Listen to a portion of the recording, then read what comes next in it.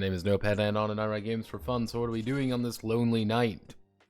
Nothing much. We're just gonna work on stuff. I don't like starting projects really officially on Fridays because I tend to forget things over the weekend. So I just want to get things in order, if that makes sense. So I did a little bit of work on 0 Hour Squadron, got kind of the preface done, you know, where the twilight meets the dawn. This is kind of like, these first 2 sections are going to be like real basic, like kind of like the overview lore. Does you need overview lore and stuff like that? Kind of the idea of like, already kind of gave the overall basic premise of the lore. Effectively, there were a giant interstellar empire called the Twilight Dominion. They were owned by a group called the Xi'an. The Xi'an were spectral sorcerers who controlled who controlled fifth dimensional space. However, they got nana'd because they blew themselves up because a rebellion formed. However, the Dawn Line the Dawn Line, kind of the rebel group, fell apart. Everything went to shit. And then Biff Huntington showed up. Who's Biff Huntington?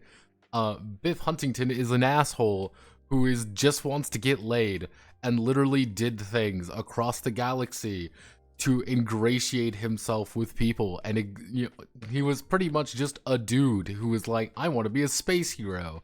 Why? Because I want to get laid. And then he did get laid. And then literally he got enough money and power that he managed to sail into effectively Mechator Rex and say, I'm Emperor now. And everyone was like, yeah, I guess you're going to be the best bet to unify the entire galaxy.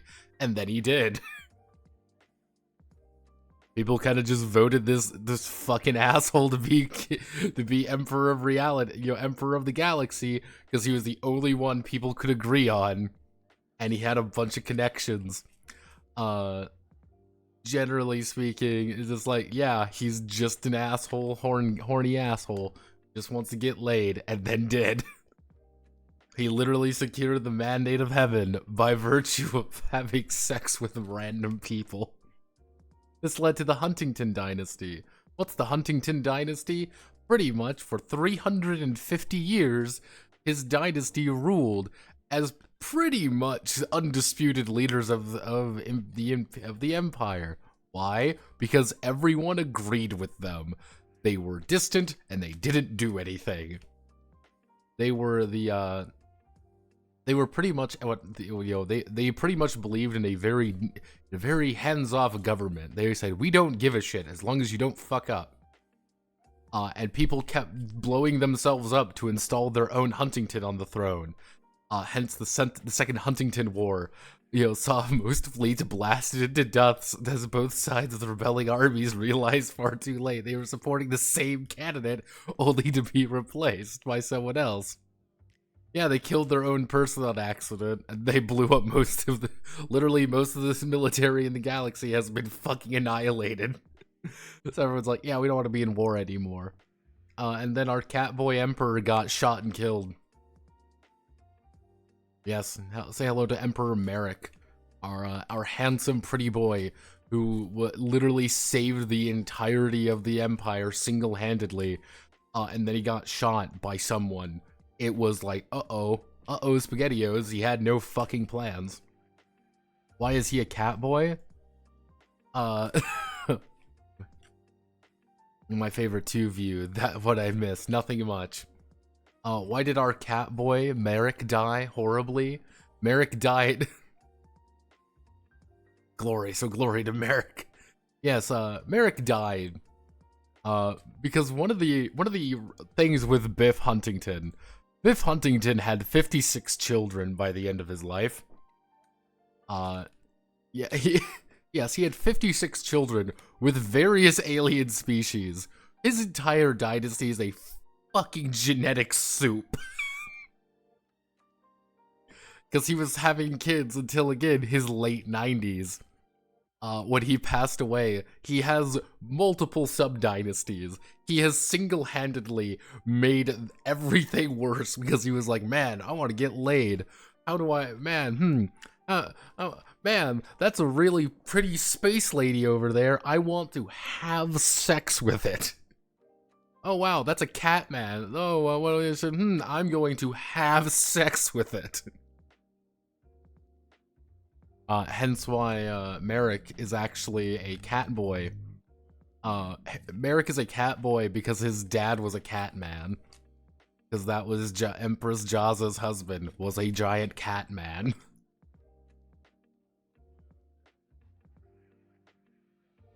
Yes, Biff Huntington. I was like, because I had about 3 different ideas for how to do the lore properly. The first one was Biff Huntington is literally a spaceman from Earth who gets blasted off into outer space. Everyone's like, damn, we lost Biff. He died heroically. However, he gets picked up by giant Amazonian women. And he's like, well, I gotta get back home somehow, and accidentally becomes Emperor of the Galaxy 250 years later. Like, are Felinids a set race? Because I just thought of a retarded schizo concept, a Megaverse the Cat Boys. Don't do this curse shit to me. No, they're not going to be like Felinids. Because I realized something very distinctly about sci-fi settings is that cat men show up a lot. So we're just going to add cat men. And I specifically put the idea of cat men in here because we're going full 100% on it, of course. Like, I'm talking like, this is going to be our cat men. They're going to be giant tiger people. And one of the entire jokes with them is that you never see any women with the giant cat men because they're really because women rule most of society, so they just avoid it. Most men literally leave. They're like, nah, fuck that. I don't want to deal with women. Being like, yeah, what's a traditional name among these people? You know, Bara Bara and shit like that. It's like, yes, these are all incredibly homoerotic cat men who hate women because they think women are terrifying. Yeah, why? I don't know. Because I can do that. Yeah, like full on, like not even like Khajiit. Because it's weird how common cat men are as a race in science fiction. Because we're just going to make cat people. And they're just going to be shirtless most of the time. My one gimmick for them, because I've been thinking about, you know, some gimmicks with the actual, like, characters and stuff. One of the gimmicks is kind of with the idea of this soak system. Is everyone's going to have 3 free soaks. Everyone's going to have these. No matter what you do, you will have these 3 available to you. The first is evasion. Once per round, you can say, I want to evade. You roll your evasion and lower the damage by that amount. I don't want to die. Please roll the die. The second one is you can always burn. You can always attempt to burn like your shields or a resource or something like that to get rid of it. You may always attempt to do that. The third one is you yourself get hurt. You are going to take whatever your attribute is and reduce damage by that amount. Simply because your ship didn't get hurt, you've been fucked up. You are bleeding to death inside of your own ship. You have been shot and you have been very injured. Yeah, your ship isn't falling apart. You have something lodged in your side currently, or you're like you have been clearly you are injured now. The pilot's dying. And that's an uh-oh SpaghettiOs moment. We don't want this to happen. That's the numero uno. We do not want this to occur.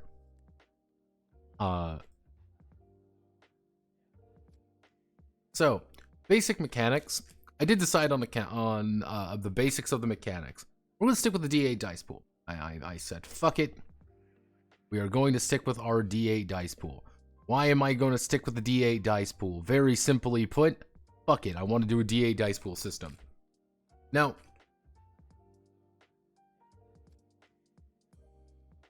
oh yes, there's a 3-foot long metal rebar connecting my calves together. Very painful. I am in extreme agony. Please send help. One of the ideas with the cat guys is that they get to do it twice.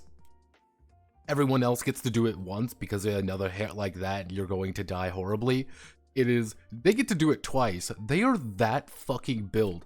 Then like, yeah, I have like, my body is falling apart. I am fucking bleeding to death. I am just built different. I am a big fucking jacked cat man in a tiny spacecraft. And I am like, yeah, honor and glory, baby. I'm gonna die. I may be dying horribly, but at least I'm not gonna die a little bitch. Like, oh, alright, I see. He is, yeah,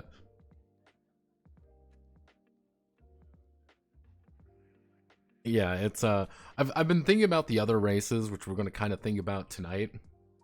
What are we cooking? We're cooking with gasoline, obviously. But generally speaking, the core mechanic is pretty simple. GM is going to call a difficulty. Let's say we're going to do routine, or maybe call it average. I don't know what it's going to call. GM's going to call that. You're going to look at your stats, your karma. Yes, I'm calling it the karma, so I can make a Karma Sutra joke. Here's your karma. Let's say you want to do something kinetic. It's managing your body.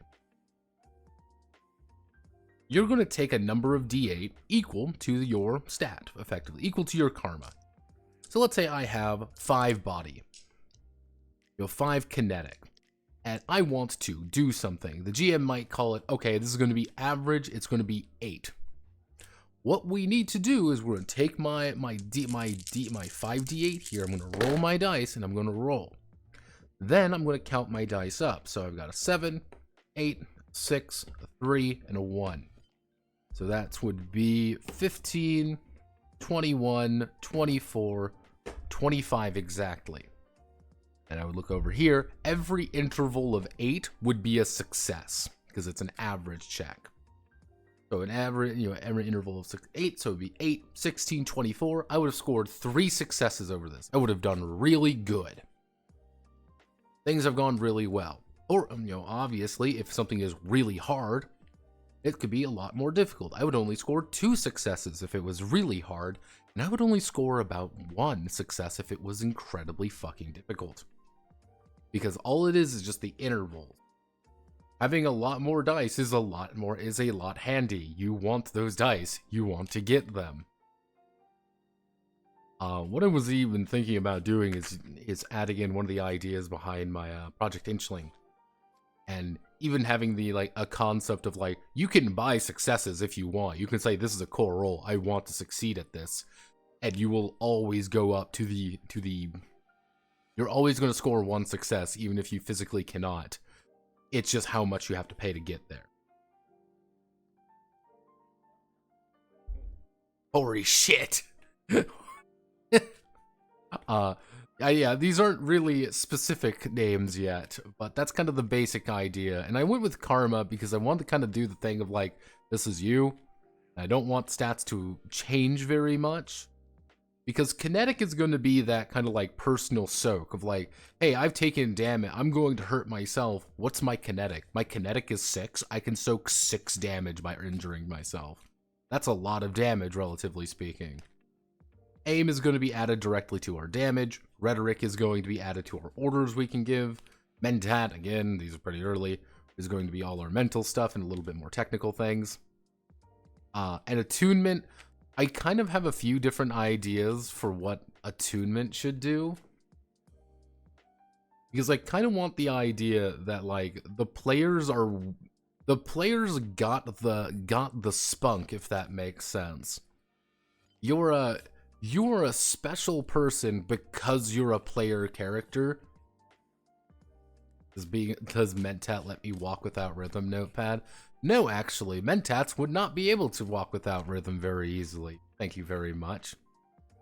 Kind of the idea of attunement is, yeah, players got the spunk. Yeah, it's kind of the idea of like attunement's gonna be your thing to be like you understand perfectly what's going on. You're unlocking your third eye, chakras unleashed, karmic balance without question. You're flying, you're going like Mach 29, and you're like, okay, I'm a spaceman. I'm doing spaceman. Pew pew pew. Ah! Pretty much, this is the signal to being like, how much of a fucking new type are you? How are you built different? How are you built wrong? Again, these aren't super final. I kind of like these. I couldn't think of a good word. I didn't add strictly the concept of new types. It's a little bit more the idea like there are some people in this beautiful galaxy who are built different. They are built different because they damn well have the, as I said, the spunk. They got the guts. They've got the thing. Some people are literally just more heroic than others because they're player characters. That's the idea of being a quote new type, is you're a PC, or you are someone who is fundamentally built different at allowing you to do things which normally you wouldn't be able to.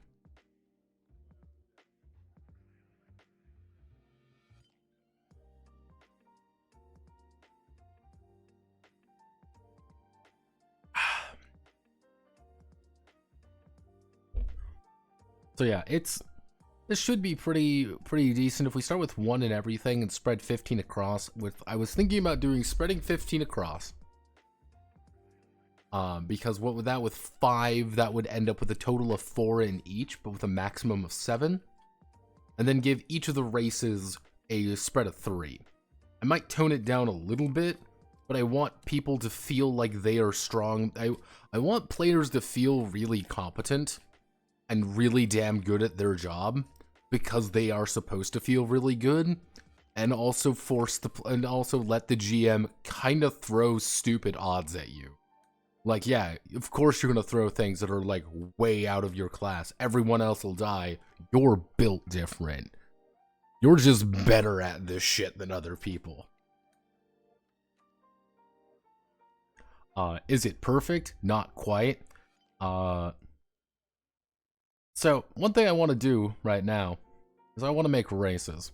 So, first things first, we've got humans. What are humans really good at? I'm glad you asked. Humans are going to get +1 kinetic, +1 rhetoric, and +1 attunement. That's all. That is all they're going to get. That's the human gimmick. They're a little bit tougher, they're a little bit more charismatic, and they've kind of got the eye to do things. They're a little bit better at everyone. And when I say like, oh, it's a maximum of 7, that means you're going to choose your stats and then your race.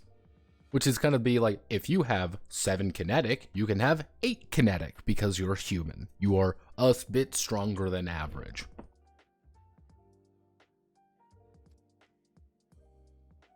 That's going to be kind of the joke with humans, is that they do have universal genetics. Because I want to give all of them like one gimmick. Like, hey, you all got the one gimmick. And I was thinking about giving humans like standard human genetics are so fucked up. And that's like the one distinguishing feature of humans, is that they can interbreed with anything. You can just add a +1 to any attribute up to the current cap. Yeah, you could do that. Why? Because somewhere in your family tree, your mom, your dad, someone probably had graphic sex with an alien. And somewhere in your family tree, one of you fuckers fucked an alien. We don't know where, we don't know who, but you probably had sex with an alien, and that's something that you kind of just have to accept. It's not really, I don't want to be like, oh, well, humans are just adaptable and they're a little bit of everything. No, it's I kind of want to emphasize the idea, like, yeah, humans are really fucking weird because they're the only ones who can perfectly interbreed with everything and make more humans and make horrifying half-breeds. And everyone's like, hell yeah, I want to have a human wife, or I want to have my human husband, because they can perfect breed. Yeah, me. So let's think. What races do we want to have in here? Obviously, we're going to have our cat men. We're going to have our cat men. We're going to have our cat people. I was thinking about doing something like +2 kinetic, +1 aim. Like, literally, they're just fighters. They want to get into fights with people because they're all hyper macho gachi muchi cat men. That's the joke with them. They're super tough, they're super strong, they want to fight people. It's weirdly sexy bug people. Let's see. This is a terrible question to ask any of you fuckers.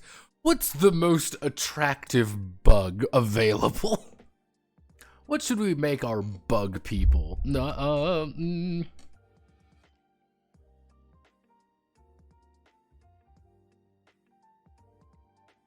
Mantis women from Mars. Alright, mantis women.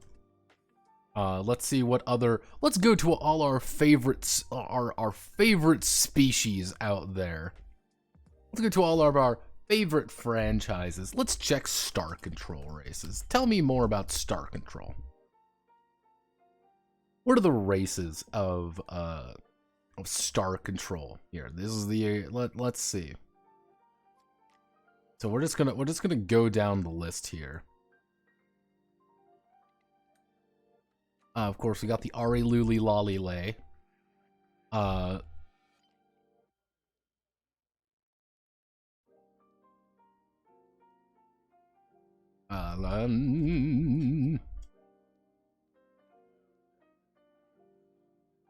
Sexy murderous bug women.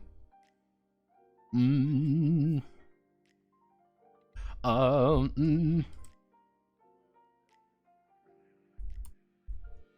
course, the lolly are going to be that. Actually, you know, if we're calling them the lolly, I know what we're at. What we.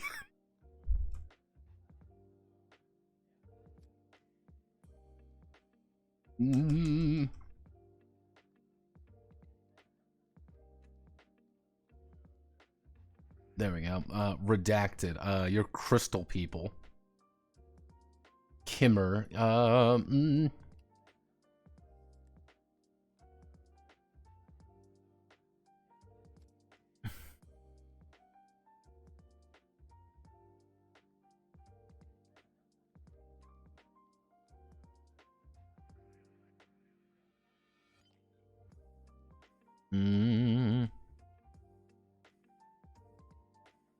Druge, no. Spider-Man, no. Ors. Hello, Ors. Hate it. I fucking hate Ors. Ors are the fucking worst, by the way. Because Ors are just scary. Ors are, the funked. Spothy, our little cow whiffo, of course. Cyrene, okay,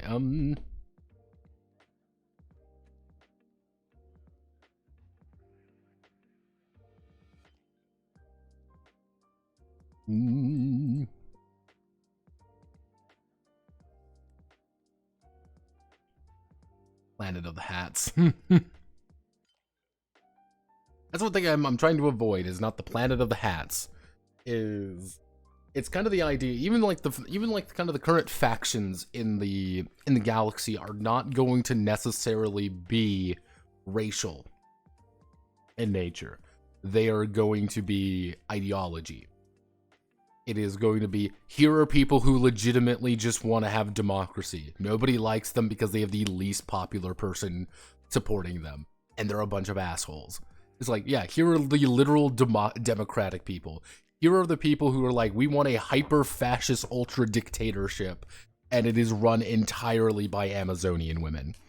And they have the meekest, smallest member of the Huntington dynasty in their charge. That is like, he is the tiny little manlet who's like, I'm going to get murdered by Amazonian women if I do not comply with this. Yeah, it's like, oh, okay, I understand.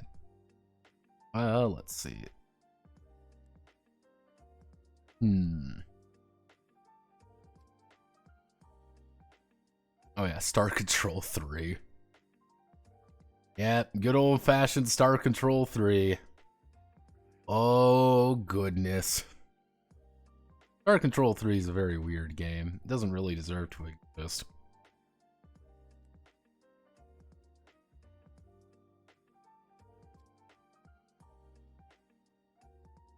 Let's see, Red Martians.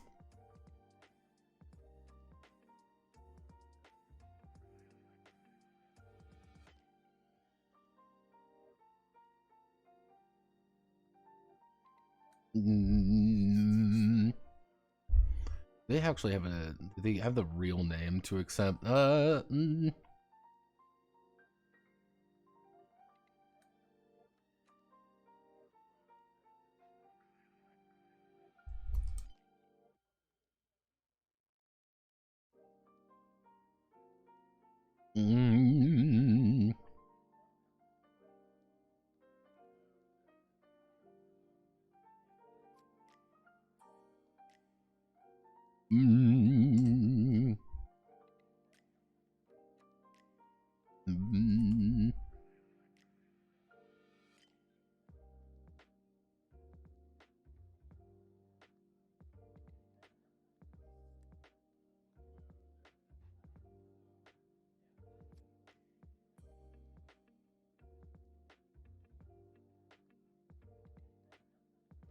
There we go. Grey goo that stopped every several hundred years ago that turns itself into metallic slimes. Yeah, space slime people. Yeah, no, we can add, you know, the gray men. They're just a bundle of sentient manites that are just fucking stupid. They're like, yeah, it's one of those things, like, they're incredibly smart. They just don't. They don't get people. They don't understand shit like that. They're like, ah, yeah, I am a completely sane and rational individual, and they'll, like, not know what coffee is. They're like, I don't get it. Being like, are you stupid? Being like, I can calculate the square root of pi 15 million times over, but I don't understand how to order food. Like, I am not very smart. 100 smarts, 0 wisdom kind of thing. Let's think. Again, we're all thinking of just inexplicably attractive individual.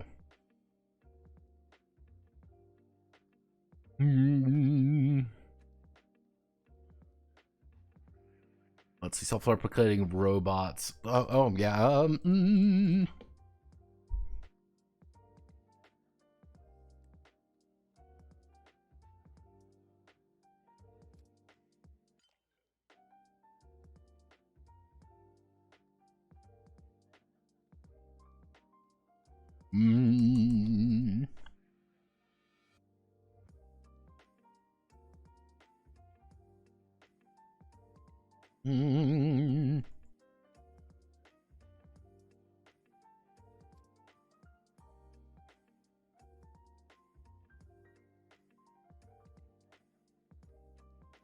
Good old mechanites. All right, yeah, we can add that. So let's what are we thinking of?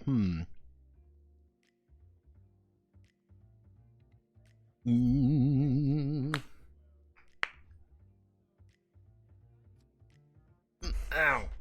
Let's think. What are we looking for here? I'm trying to think. We just space races. Okay, come on, people. We think of space races with a very distinct idea that we are not dealing with, like, how do I want to do this? We're not looking, like, think pulp. Don't think like, oh, well, we got to get, like, really weird here or whatever. No, think pulp. Like, rubber foreheads, some inexplicably weird ones, and pretty normal things. I'm trying to go to, like, actually, here, we can go to Twilight Imperium, why not? Twilight Imperium faction. Let's see,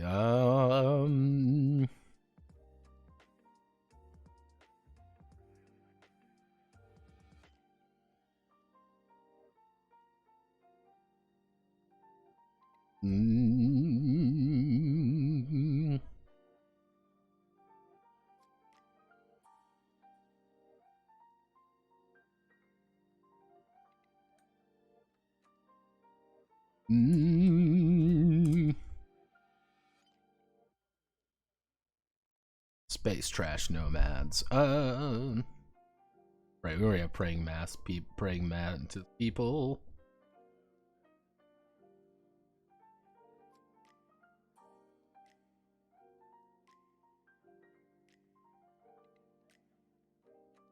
A group of sentient snakes. Okay, Spartan, this is also important to understand. We still want to have sex with these creatures. Like, this is one thing we gotta think about. We want to have...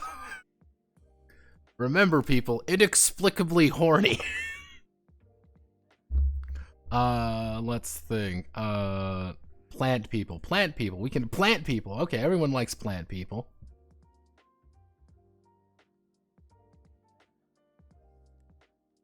I don't know what to call them.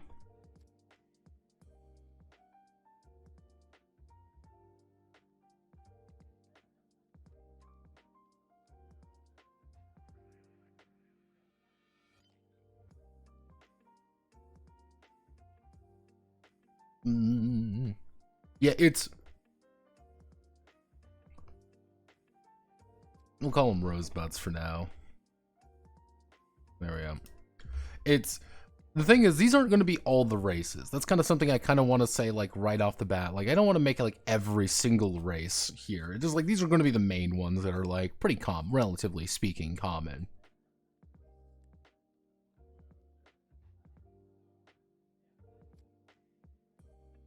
So it's kind of the idea of like, yeah, there are minor races, and if like, yeah, here's a crazy giant spider race that kind of thinks you're food, but also doesn't. It's kind of having a weird relationship with you and being like, oh, hey, I'm a crazy, you know, like Drider looking motherfucker, and being this like, I want to have weird kinky sex with you and maybe kill you and eat you. You're like, You're like, I don't.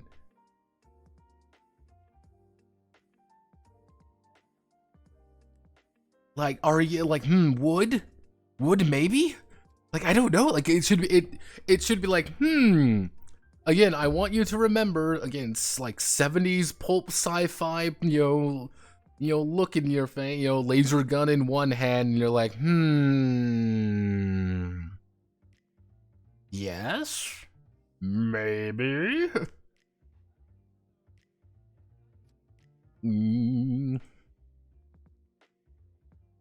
Let's think. I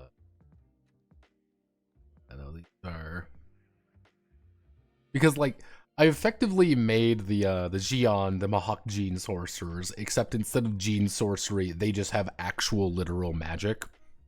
Guess we could add bird people. We like bird people. Right? Bird people are cool. I mean, they show up quite a bit, so we can add some bird men.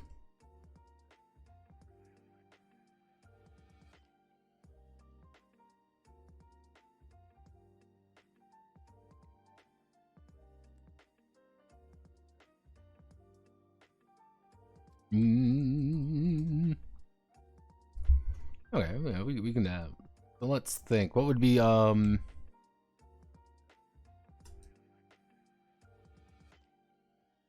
me more about endless. Let's fuck Vaulters. We don't need the Unfallen. We already have plant people. We don't need the Riftborn. I guess we could add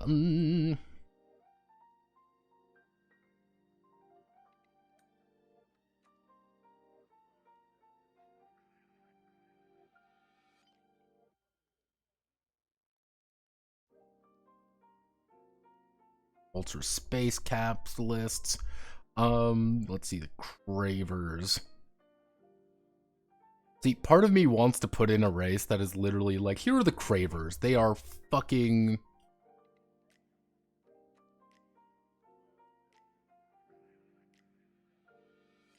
You want to go space Jews? We are not making the Ferengi. Oh yeah, they technically technically that would also kind of fall into the idea of the Mechanites. That'd be kind of the idea. I mean, Maria from Metropolis. Let's see.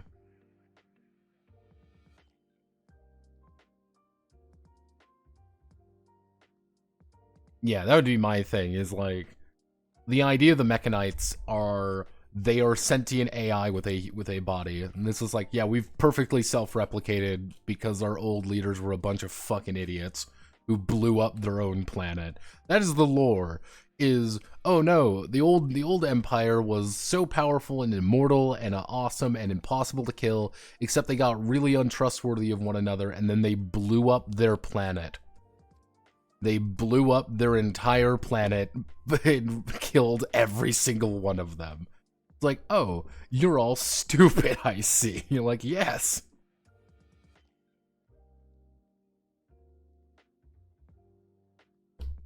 Hmm.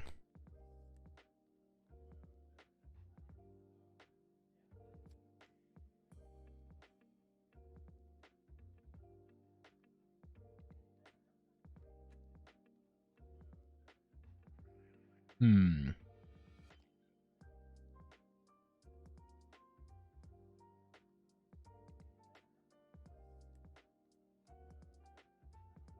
Hmm.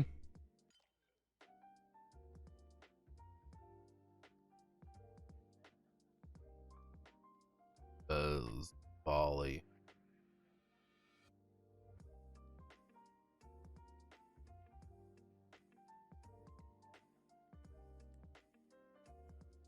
It is always hilarious anytime you.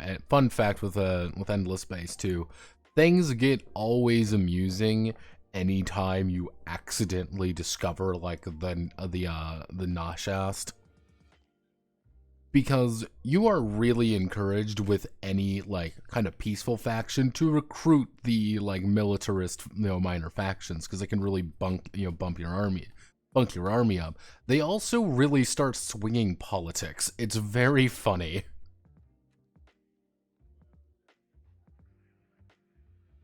Hmm.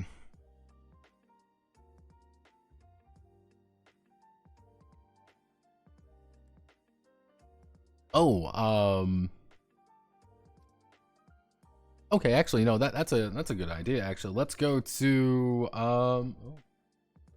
Mass Effect races. Mass Effect races. We all love all the Mass Effect races.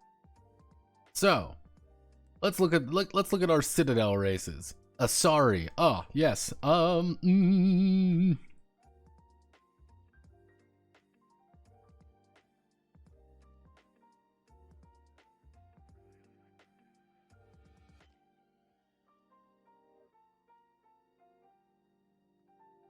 Mm,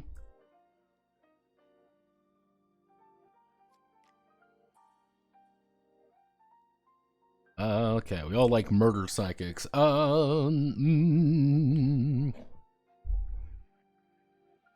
Mm,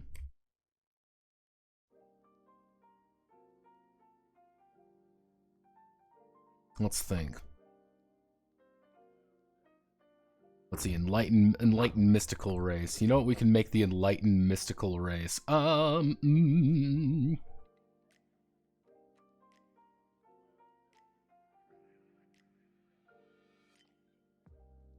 Mm,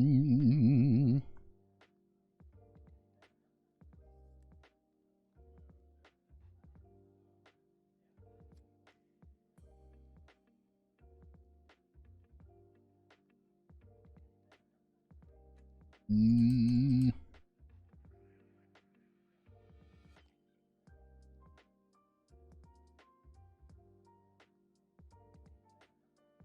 Rasa and our imagine. There we go.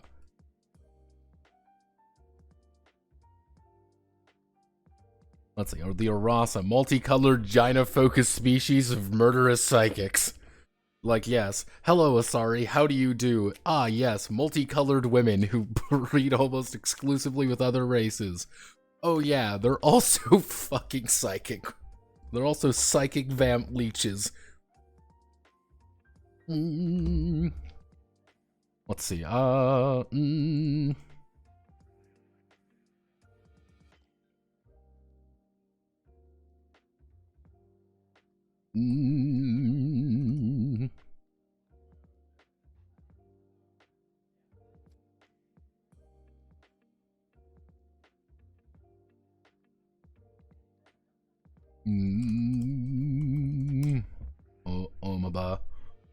I feel like we need a Solarian. I feel like we need a Solarian. A Solarian, a Batarian, a Quarian, and a Krogan. Like, because the Krogan can kind of fit into another... I played a little bit of Andromeda, and I did not care for Andromeda, alright? I did not get Andromeda. I did not care for it. Vorchek can kind of be other things, like...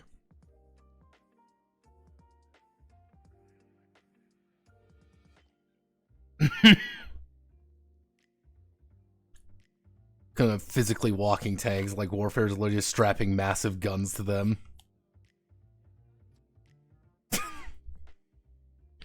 It kind of like the idea, like, again, we're looking at these are racial, these are ones that can be racial ones, being, it's kind of like one of those ideas being like, oh, we're warping in, being like, what are those things? That's a giant space whale with a gun on it, and it's radioing us, and it's screaming battle cries. Why does it keep yelling at us? Oh God, help. Uh-oh, SpaghettiOs. Like, I don't like this. Actually, you know what we can do? You know what? We can have our own Dvorcha, I guess. How do I want to word this?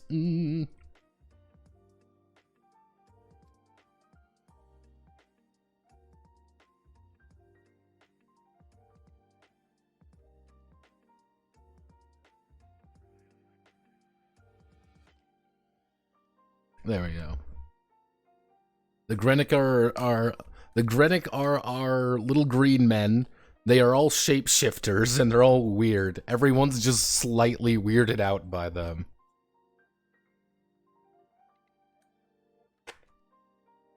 Yeah, again, it's like, I don't really want to do like, oh, well, you have like two bodies or whatever, because you'd have to start fitting the fighters around them, and that'd be a little bit weird.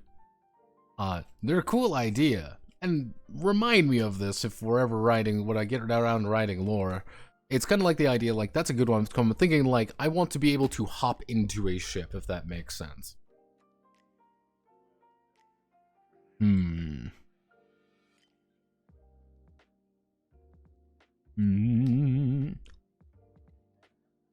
I want to become a ship. Can I play as the ship? No, you cannot play as the ship. Can I flirt with the ship? Probably, yes. If we're doing that, again, you could probably end up with the, Gray Men. It would be the Gray Men would be like your bundle of things. Your Gray Men into the Mechanites, which we can have like a weird relationship with the Gray Men and the Mechanites, that they're effectively would be the exact same race, just a different split of that kind of technology. One is one AI spread across a million different nanites. One is a single AI in a single thing, but is also incredibly gimped. I want to fuck. Technically, if we want to be really specific, I guess I could write in the fact that you could get a Mechanite friend aboard your ship and have a weird, sexual relationship with your own starship. Hey man, I was taking your ship in for repairs, and why did your ship keep shutting down? Oh no, you don't understand. My ship's in love with me. It doesn't work when I'm not piloting it. Like, yeah, no, my ship's tsundere. You don't understand. It doesn't work if it's not me driving, and then occasionally it'll try to kill me while when I'm flying. Being like, so every time you get shot and are bleeding to death, then it's trying to, like, yes, it does.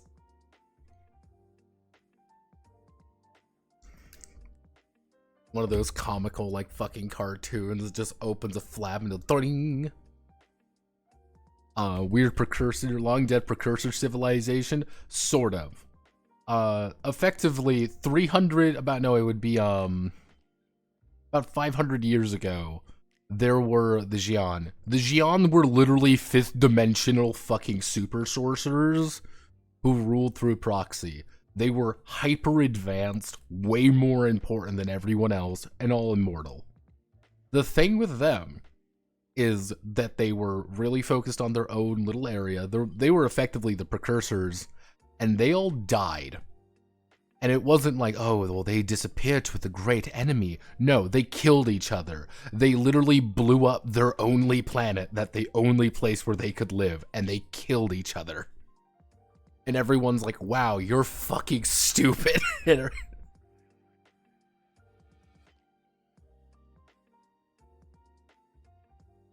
Whenever I tried to move the door, it kept moaning at me. So, like, yeah, there are, like, their tech is still around, very limitedly, just because it's like, oh yeah, this is made of materials that don't exist, and can never exist because of physics. Like, that's kind of one of the problems, because it's just like, oh, they're fifth-dimensional entities. They don't exist here. They could just warp out of existence whenever the fuck they felt like. Except they blew each other up, because they're stupid. Well, let's see.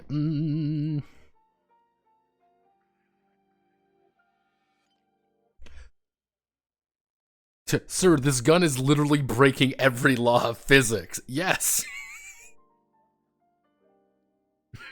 It's Schrodinger's gun.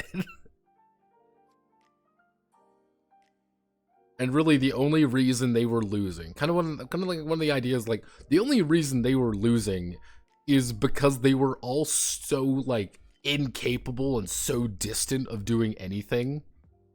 They're like, oh no, there's a rebellion. Like, have you attempted to, you know, like, use fifth-dimensional time warp powers and to blow them up? Yeah, we did, but we don't understand why we should. You know, being like, I think you're just weak. And you're like, I know I am, so I'm going to kill you.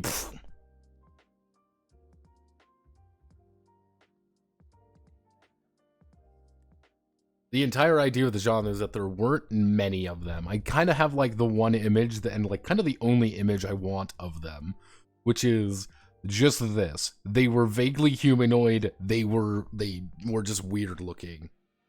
I mean, like, yes, here it's the great... You know, yeah, it was it was the Interstellar Empire, you know, the Twilight Dominion. For that helm was such an interstellar empire were the Xian, spectral sorcerers. And they led by the immortal, cruel, malicious Grand Imperator Zote. And then they exploded. Because they literally just killed each other. Yeah, and everyone was like, oh shit, we didn't plan for this. We literally did not plan for you idiots killing each other.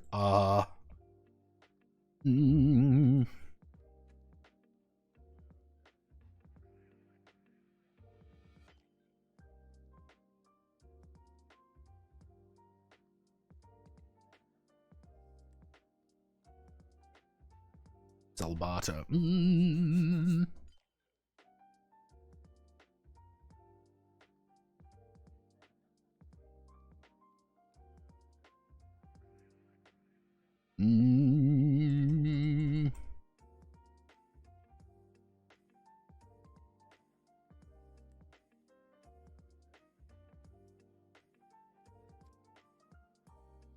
Let's see, Quarian.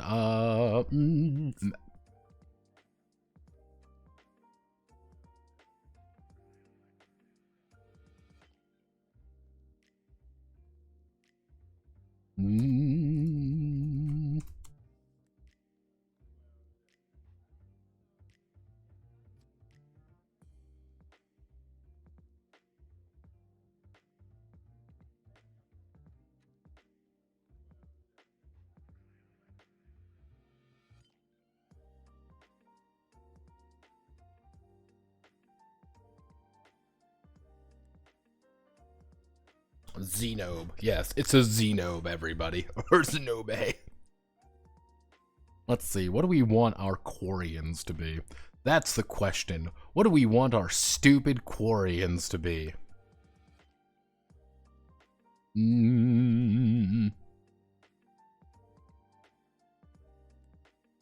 actually.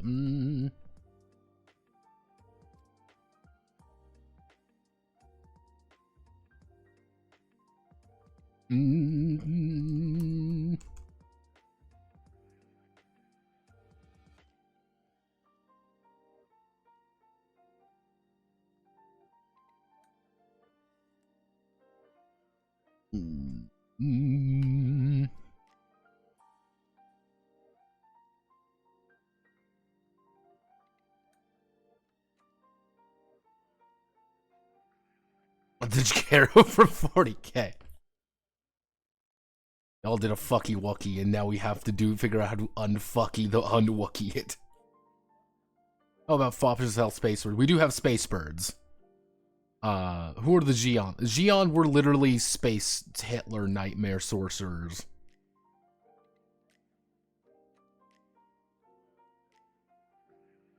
Let's see. What, you don't, yeah.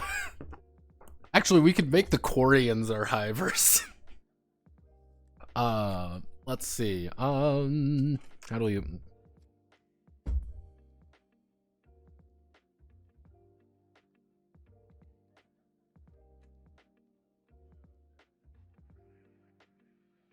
Not Bepe. What's a good name for, like, just a...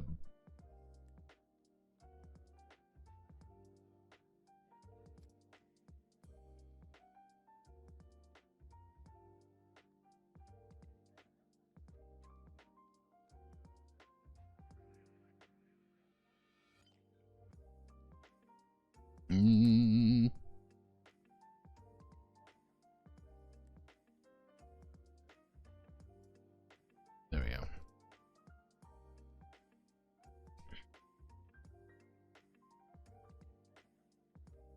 Okay, we got our Quarians. Okay, so let's just take a quick guess. Let's just take a quick thunk about our current races. We're just gonna look at our current races. There's a reason I have this. So that is a total of 20 races. I think that's good. So we want kinetic, aim, rhetoric. Let's see. People are yelling out. I don't like it. Kinetic, aim, rhetoric, mentat, and attunement.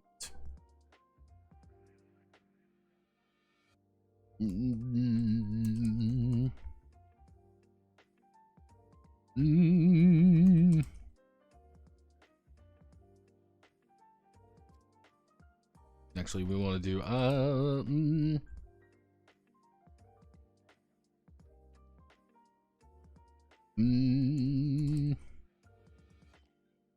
so human 1 1 1.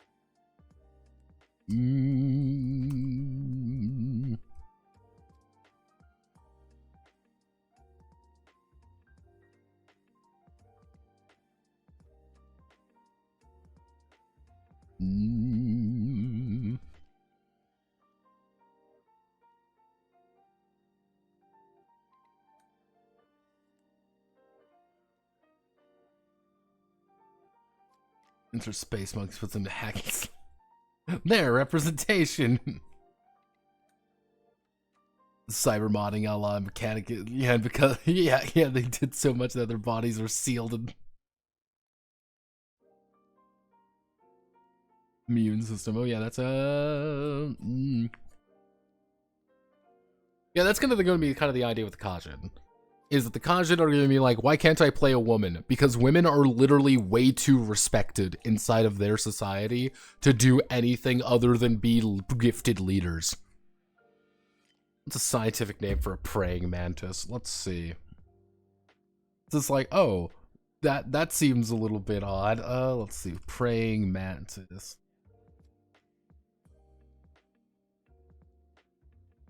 Mentodea. Mentodea is the actual order of it. I would just call them Mantideans.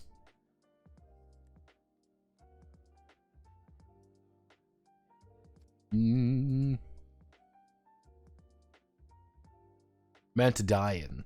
How about that? Mantodian. Boom. Big idea. They're going to get, let's do something like that. Actually, no, we can do 2. Actually, they're going to get 1, 2. They're going to be weirdly intelligent. Everyone's actually, no. We're going to give them 2 rhetoric.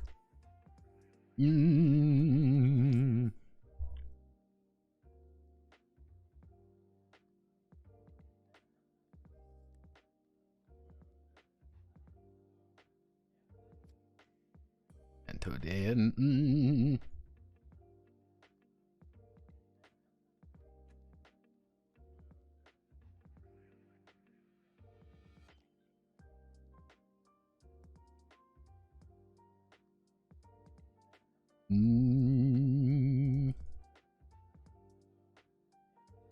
Ali.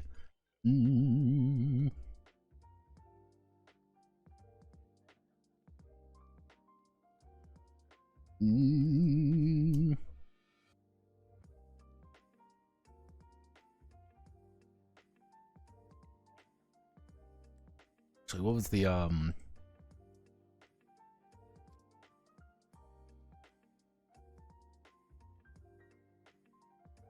what's the exact turn?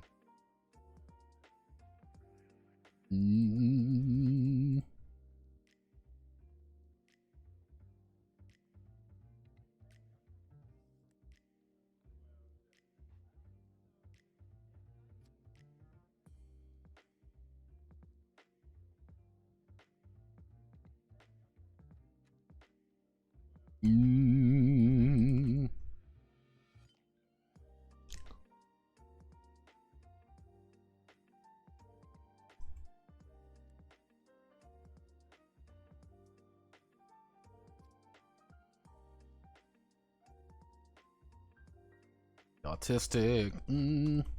Oh.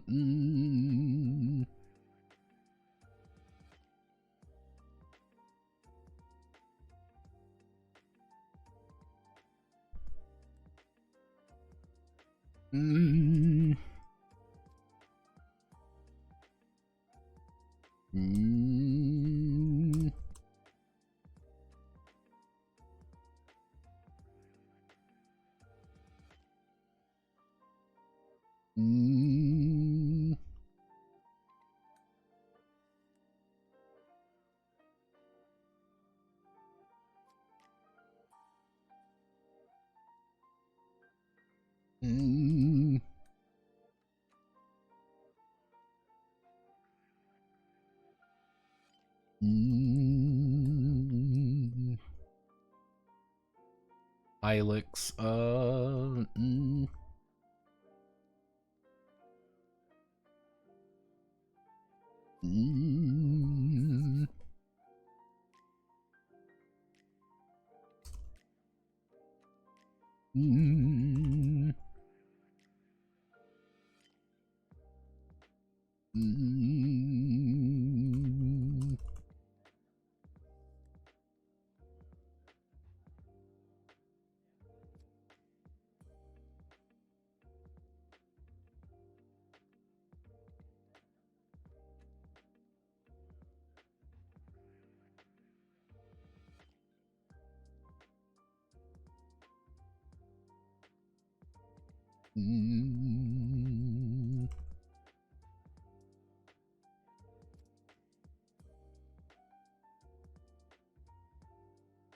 Mm.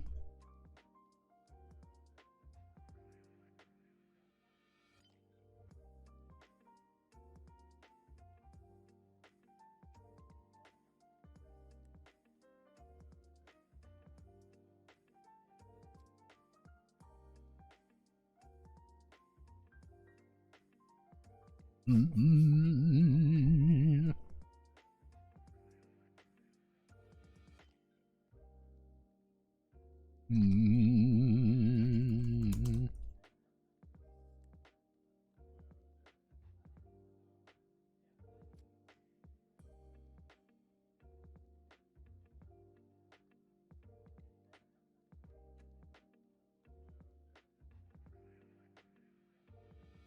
Mm.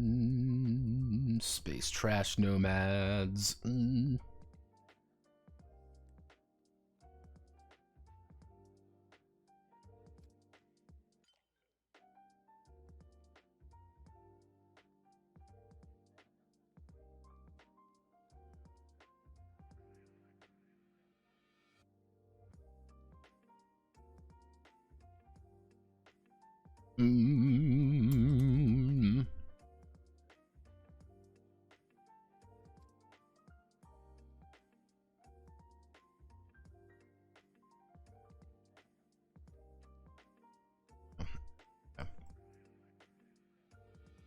Prone to martyrdom.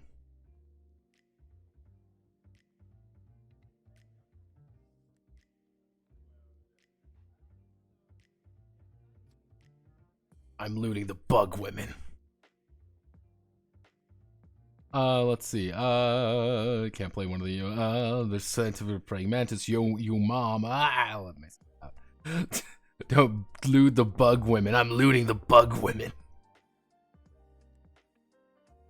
Like, yum, dinner. What do you say? Oh, I ordered room ding dong. Here it is. Neo tennis, something like that. Effectively, they are that's kind of the idea of the Lali, is that they're like, yeah, they have effectively become, well, weirdly autistic, prone to martyrdom. That's a good idea. Prone to martyrdom. I'm not ignoring you. I am literally just not. I'm just getting hyper focused. There we go. Prone to martyrdom. Elon Musk rubs hands in one race of exactly like human but have cat ears. It is strange how one of the light years just happened to develop so closely to us, except for one feature similar to our own terrestrial animals. Like, that's kind of like, yeah, I'm okay with that, especially when it comes to this. Like, yeah, it works. Not Hivers, Phasma, and then, yeah, we can do that. We can do the Phasma. So, Sarah emergency repair services.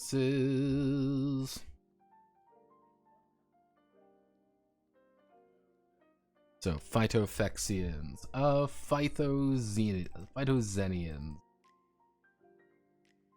Ooh.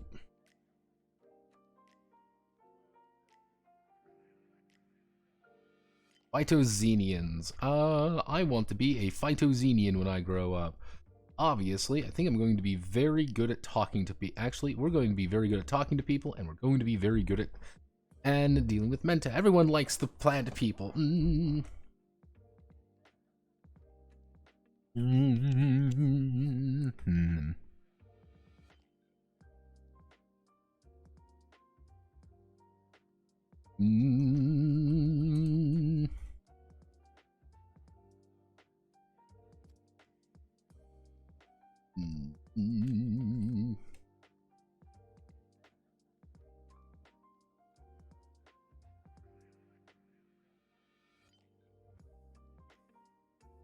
Don't know I don't know what to do with them. Good name for a hawk.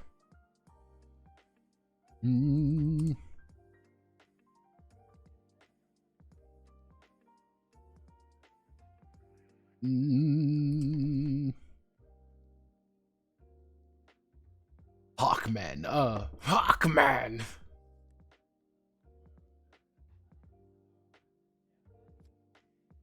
Fly, my Hawkman.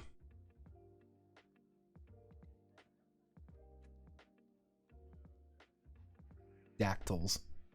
What's a dactyl do? Everyone likes dactyls. They are just... Actually, we can do a 2... Actually, no, we'll do a 1-2. No, we'll do a 2-1. Actually, no, dactyls, we'll do 2 aim, 1 rhetoric. And the entire idea is that they...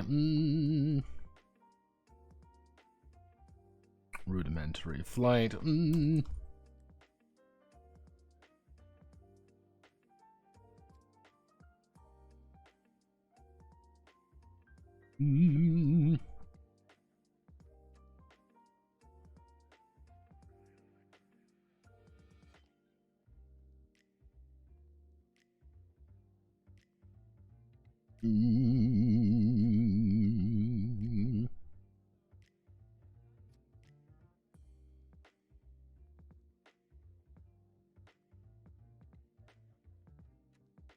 Krillians.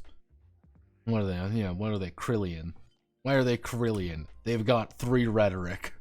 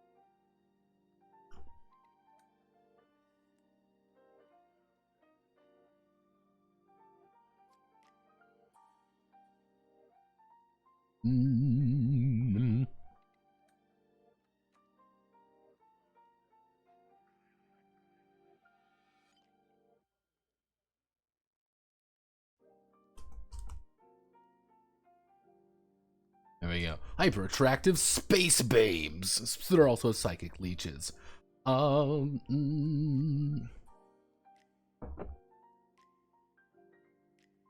What are we doing? Mutorians. I like Mutorians. That's a good one. 1 in a Krillian.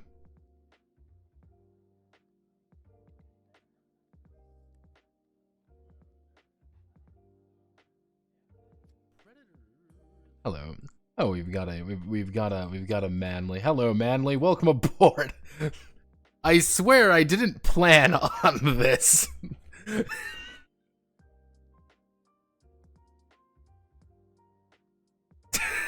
Mutorians, yes. Okay, we'll go with Mutorian.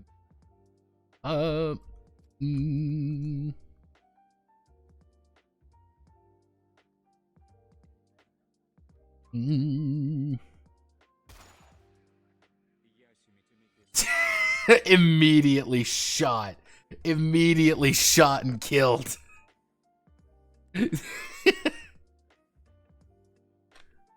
Just a hypermuscular cat. We making space booba? Yes, of course we're making space booba. Yosemite just fucking pops a motherfucker right in the face. See, this is what happens to the Kajin when they act out of turn. They get shot.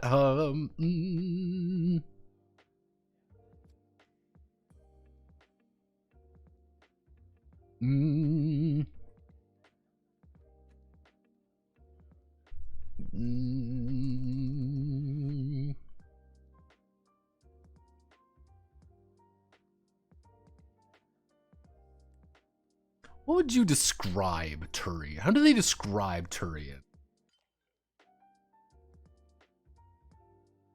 Let's see. How do we explain the Turian people? Let's see. Mandibles. Telica. Are avian. They're vaguely avian.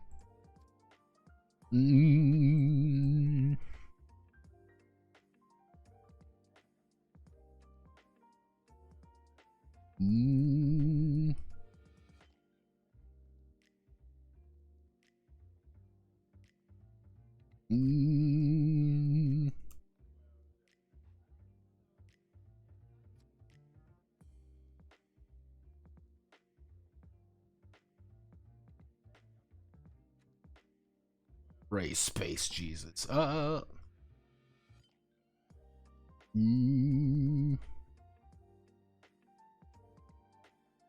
don't have a 2-1 yet. Don't have a 2-0-1 yet.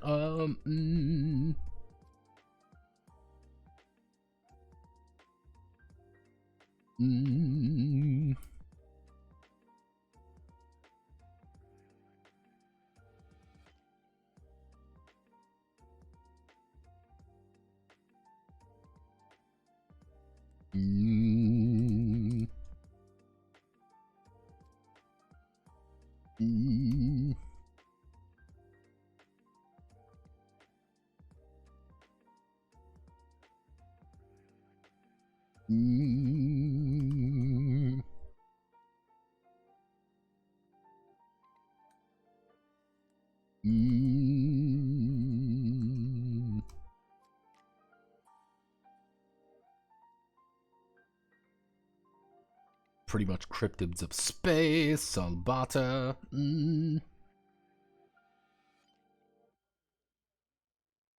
One rhetoric, one aim.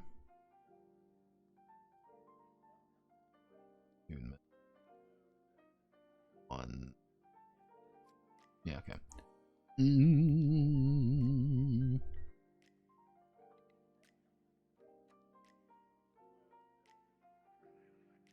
How do I want to word this? So vaguely Armenian? Ow.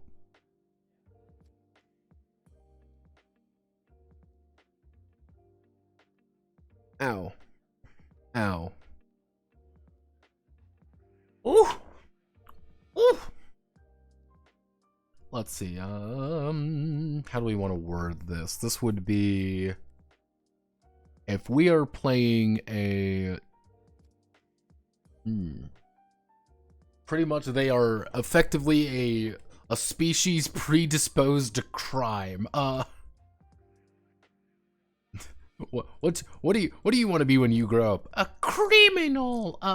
Actually, maybe what we can do.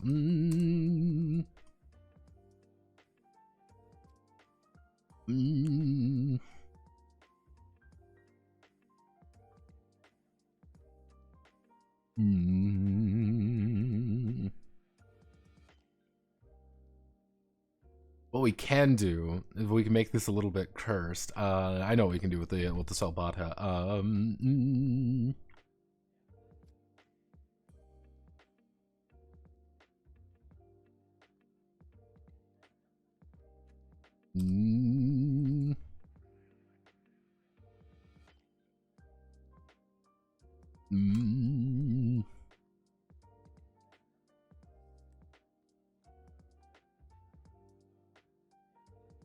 There we go.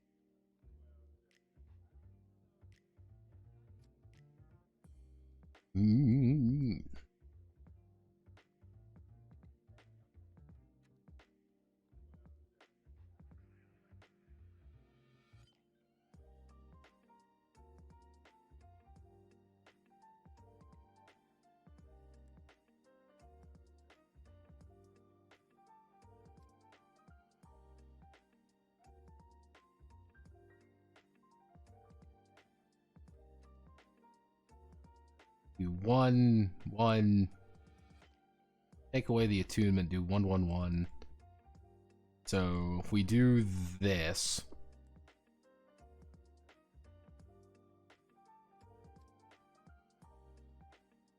if we give the Mel, so the Mel have 1 kinetic, 1 rhetoric, 1 mentat. So the entire idea, mm,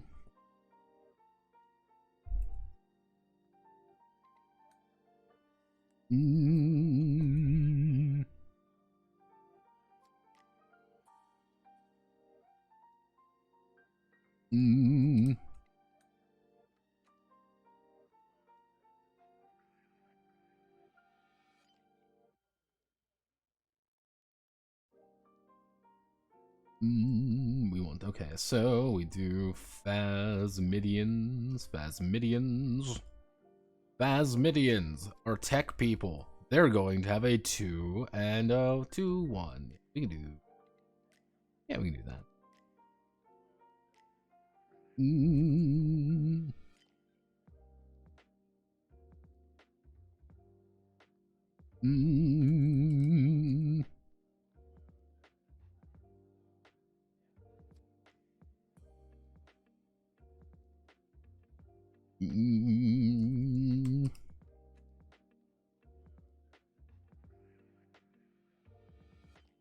we go. Our brave races. Our 20 brave races. None of these stats should be similar. Some are going to be a little bit better than others, but some are also, but it's kind of the idea of, hey, you're playing a Xenob, you know, you're playing a Xenob. If you're playing a Xenob, that is effectively you saying, I'm a fucking weirdo and people are afraid of me. I am. People are fundamentally fucking terrible.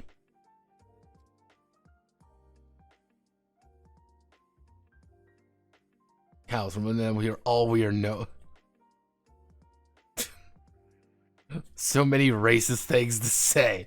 What a coincidence. I'm testing our app's Romanian version right now. Xeno, very large in every way. Okay, there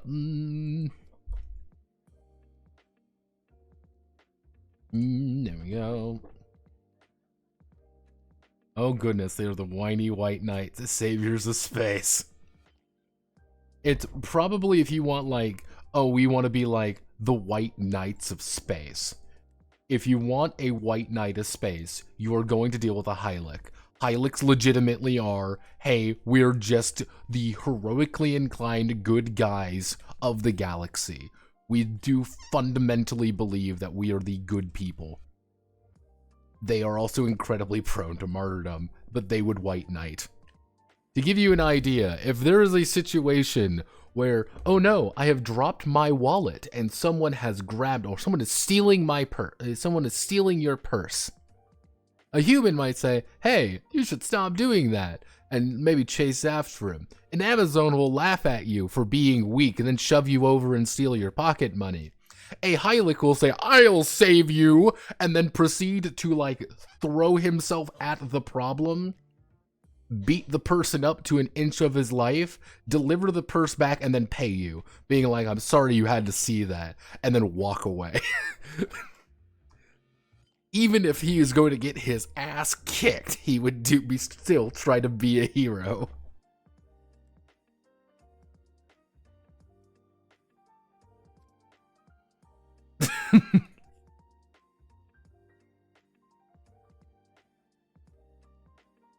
Yeah, that's kind of like how I want the Hylics to come off as, is like, Hylics are good people. And playing a Hylic should mean you are playing a fundamentally good person. With the one problem being is that you are too good. That's the thing that you should be kind of understanding, is like a Hylic is too good. And you are being too nice. And you are a little bit weird. Phasmidian, if you're playing a Phasmidian, the idea behind Phasmidian, like, too good and easy to manipulate, effectively, like, people like dealing with Hylics, because Hylics will be, if you can convince them they are doing the right thing, they will be like, yeah, they are, hey, you should come with me, I need help, please enter my weird spider sex dungeon, being like, alright, I'll come and help you.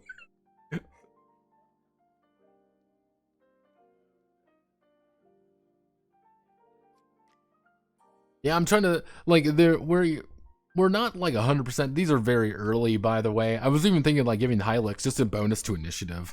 Being like, they're gonna go first. They leap into action, and they don't think.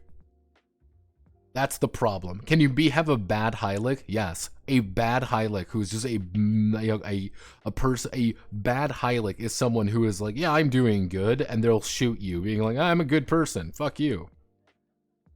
Bad Hylics are, I'm an asshole and I've justified it to myself as being a good person. And it's they're sociopaths effectively.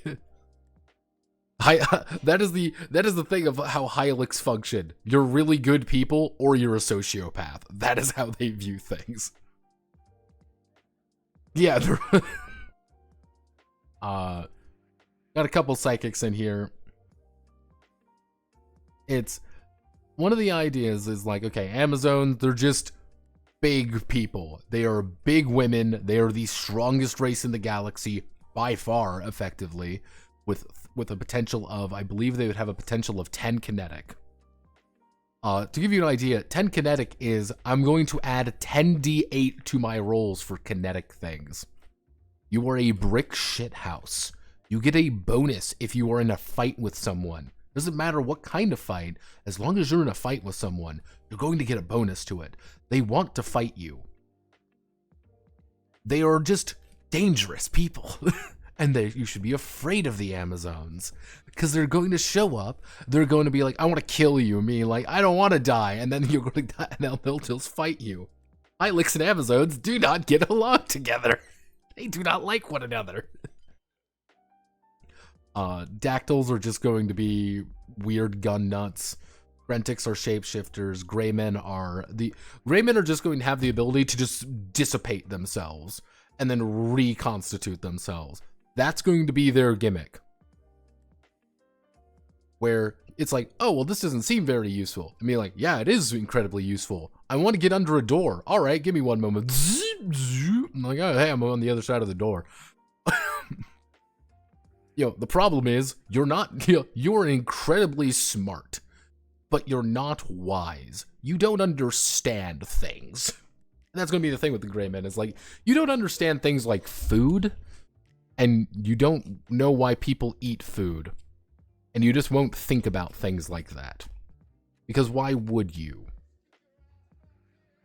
I just hear that in the background. Bobby Duke has been stuck for 4 months.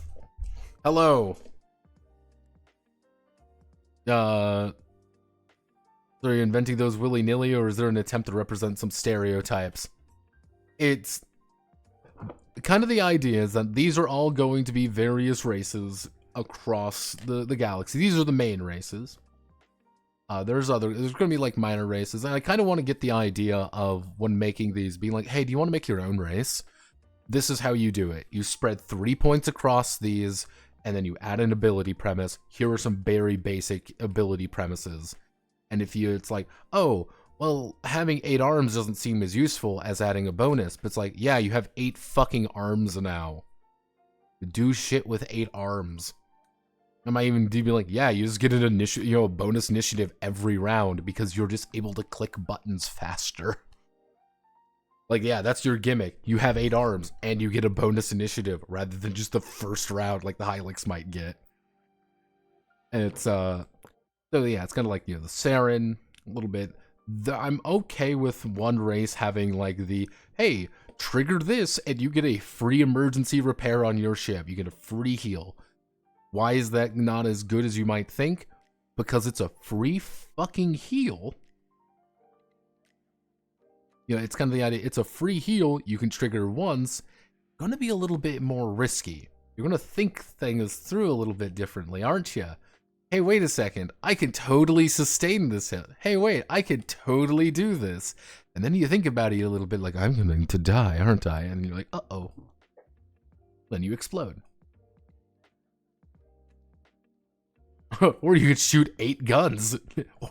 or 4 rifles.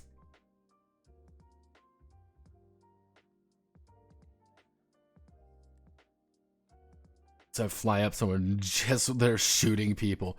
Yeah, and again, that should be the idea, because one of the things is you got to remember this is not a game about being necessarily on foot. Also, thank you very much for following Coinach.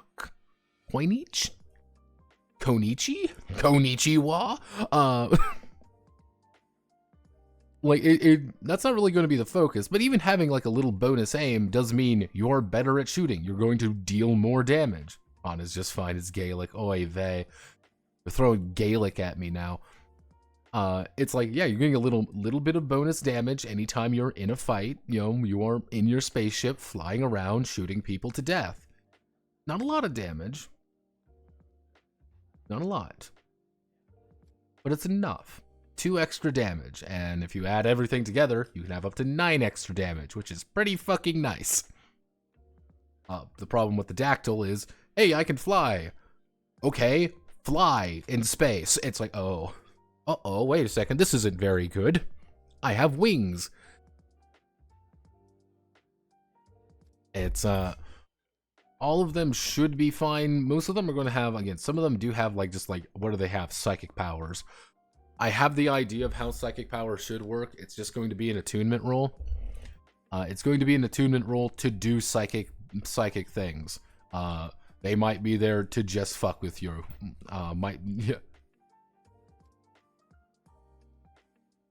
They might be there just to fuck with you or there to do something else, but that's their entire gimmick, because that's what psychics should be doing. Is gaslighting you. What's your superpower? I can gaslight you. Oh, that doesn't seem very nice. How do you gaslight a Hylic? Very simple. You tell him he's doing good. Oh. Yeah, Mel should be pretty easy. It kind of depends on how some of the system stuff kind of goes out. There might be a few of these which just kind of get sidelined a little bit. Just for doing things later, like Krillians. Krillians are going to be really powerful because you're a bunch of mercenary people, and being super salespeople means you're just going to get a discount on things. But only you are. You're never going to want to buy anything for anyone else, because you're a fucking space capitalist. I have the power of girl boss. The power of bomb. That psychic powers given interference tied to the enemy's dice pool. Oh goodness. Ugh. Okay. I'm feeling pretty confidentious on the.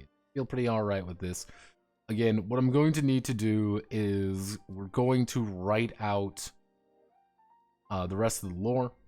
I'm probably gonna do that this weekend. System should work at its face. Generally speaking, the hardest part. This right here is going to be the issue. This is going to be the thing that's going to take a long time, especially this. This is going to be an equipment game. The actual game, we can probably finish up in about 40 pages. But that's not going to be the point. The point is that we're going to need to have stuff. We're going to need to have a lot of toys to play with. Make sure, and we're going to have a bunch of ships that are going to let you do things in your ship. And that's going to be the kind of the main thing, you could say. Is you're always going to want to get a handful of new toys to play with. It's not going to be like, oh, well, there's a bunch of deep mechanics, so you don't need toys. No, this is going to be a toy game, and it's going to be like, how do we scale up the economy? What are jobs going to look like? How are things going to actually work properly? Little bit more, little higher concept than usual, but 0 hours should be easy enough. If we really blitz it next week, we should be good. May spend some time over the weekend finishing things up with, finishing up with the lore, and maybe start on like how to play. Just because that just takes time. That's the main thing. It's just gonna take a lot of time. I am still debating on how combat should be. Because currently with combat, I'm really stuck between 2 ideas. I'm stuck between a set map and an open map. And what do I mean by set map and open map? A set map is there is a dedicated map that's kind of like a already kind of established, if that makes sense. So it would be like here's the battle map, here's the enemy battle map. We split ourselves up into a handful of positions, and then we just position ourselves along here, and this is how we are actually fighting. This is how we're actually choosing to engage one another aboard the are in space. Very abstracting it out and being kind of the idea of like, oh, I'm here, I'm on the, it's just like, oh, my squad, I'm right here and my enemy's right here. I am 1, 2, 3. I am 3 spaces away from him. On the other hand, my friend who's over here is 0 space. He's pretty much dogfighting. These two are like locked in combat with one another. So the idea would be trying to move back and forth along this map to try to find the ideal location while they too are moving along this map. The other option is an open map. The open map concept is very simple. We deploy here, they deploy here, and then I want to say, I want to move here. They're like, I want to move here. And it's you can move wherever you want in this completely open space, and all that it is that you are trying to determine where you're going at the end of a turn, kind of thing. You are moving and you are trying to get into position. It's a completely open map, open wargame map, no positions or whatever, just completely.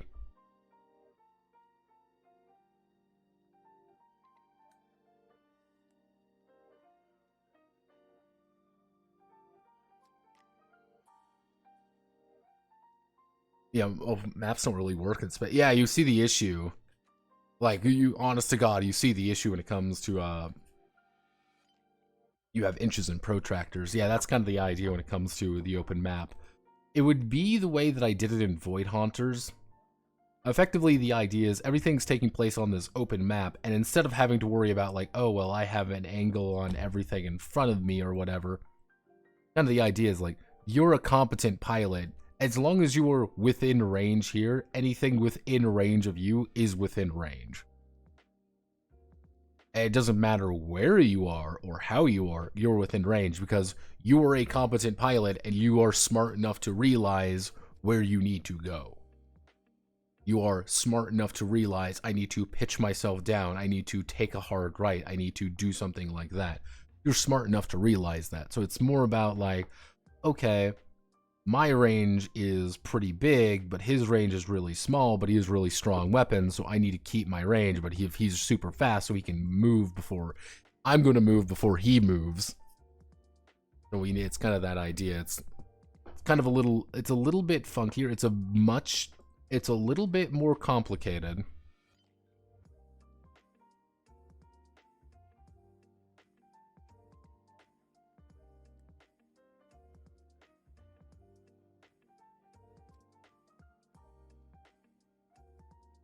Oh, to give you an idea, Spartan, that is how I ended up having to do things in Sidewinder. It's a fun fact, it's 90 degrees in Sidewinder, and I had to make it 90 degrees in Sidewinder because I legitimately did not think that people could eyeball 70. And that's why it's 90. I didn't think people could eyeball that. Unmatched board game?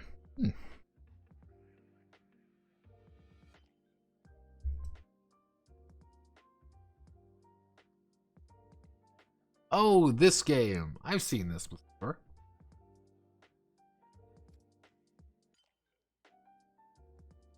Yeah, it's like there's a couple ways to do it. Like, I like some of the ideas of Unmatched. It's just kind of funky in others.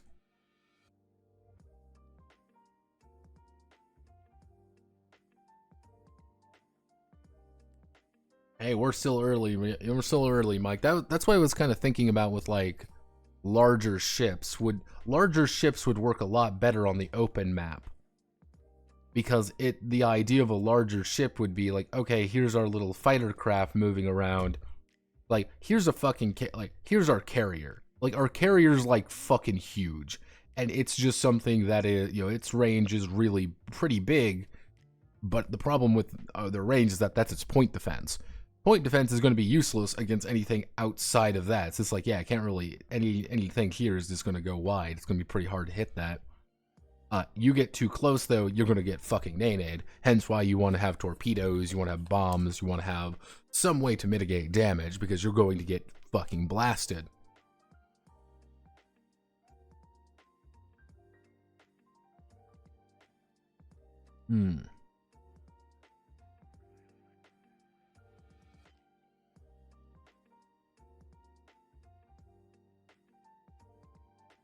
My brain hurts from reading this. Point Crawl is interesting because I've never seen a TTRPG do them. Yeah. It's one of the, the only thing with Unmatched would be weird writing. Is it's like that. It doesn't feel like it's the right kind of game for this game. For another game, yeah, I could probably make it work. This one, like make a circle separated 8 zones with outer range circles. You mean another bullseye map? Bullseye map is actually pretty interesting, if I can fucking draw circles. Because the idea of the bullseye map is, this is my circles, is effectively, hey, being here is very far away from being here, but then you can kind of get stuck in the scrum in the middle. It's a lot more of like counting direct distances. It gets a little bit confusing when someone's like right here, like how far away are they? 1, 2. It's like, I mean, fighter-size electronic warfare craft. I was thinking about doing it, and we might have to bring in craft like that. That would be the big thing. Like one of the ideas, like we're going to need, I would say minimum we're going to need about like 20 ships.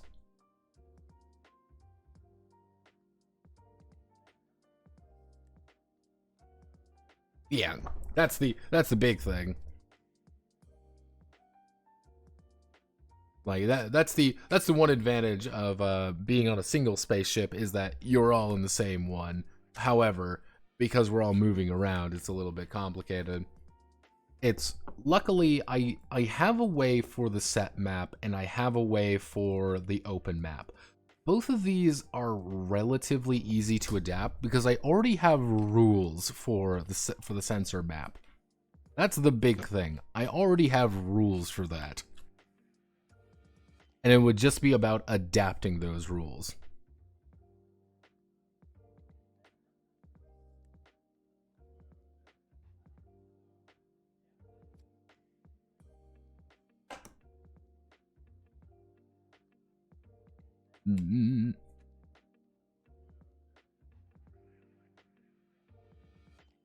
Maybe repeating my biggest concern, but open map smells like math.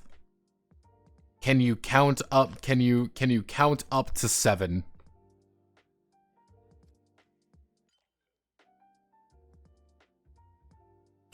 Every race should have a bomber, heavy fighter, and stealth. Fuck you. Yeah, we could probably do something like that. If I get the math right for how the ship should operate, it should be good. Because I don't think, like, 3 beers in, 4 hours into a session. No, I get that. It's kind of the idea is it would just be a pretty easy, like, literally it would be inches, and that's kind of the that's the state with the open map. That is something you have to make a dedicated call with an open map, where the closed map, the really set map, is a lot more focused.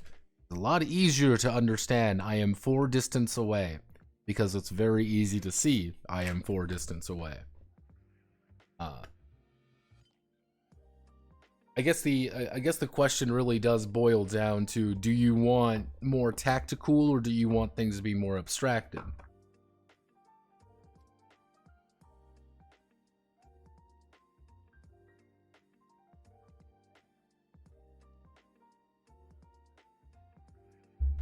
Both have their place, both have their reason. It's a wonder of what is... Also, a system of spaceships that cannot play without miniature probably sucks. That's again one of the biggest advantages about an open map at the end of the day, is that you can play it with miniatures, and you can get your very own minis out, you can get the little clicky clacks out, and you can move this shit across a coffee table. That's the big thing for me.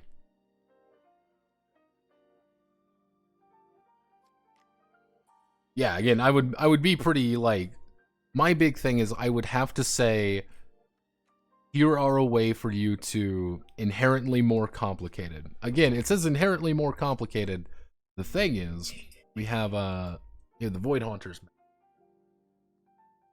And I figured out how to do this in Void Haunters. Hello, phone.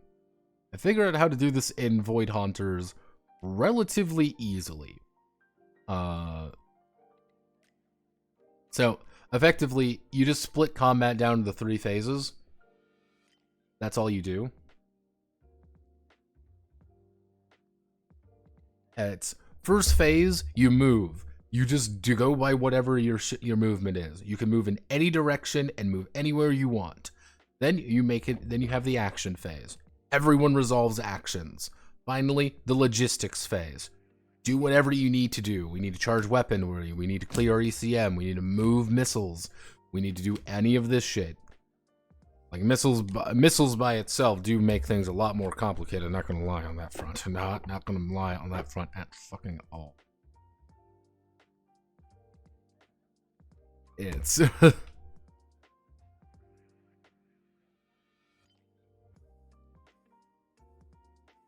But again, we can put in things. It's easier to put in things like ECM damage and.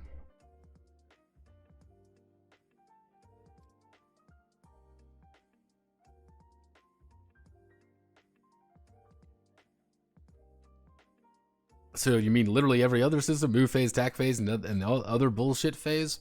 There's a problem, Kevin. It's not completely in the same order.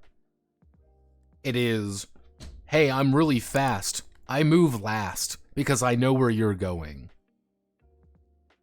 It doesn't seem like a lot, but on an open map, it does change things quite a bit. Because suddenly, you and your slow-ass junker have to make a call. You know he's faster than you. He knows where you're going to go. So it's like, well, I'm going to now, like, quickly turn as fast as I can to get away, try to get out of range. And he might call you out and be like, oh, I already know where you're going. I know completely where you're going, and I'm going to beat you to death. And then it's kind of that thing where he looks at you like, please don't bully me. I'm like, I'm going to kill you. I'm like, no! Yeah, the backward. It's amazing how much that fixes things. You would be amazed. The only complicated thing is missiles. And the thing that makes missiles complicated in that is because you have to move missiles by themselves. Like, missiles would be their own thing. So if you fire them from far away, but it's like,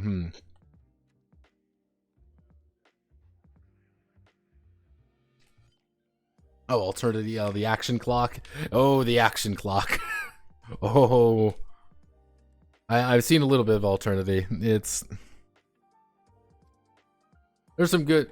I've always been fascinated by initiative systems. Here's my nerd bullshit. I've been perpetually fascinated about initiative systems. I really enjoy it.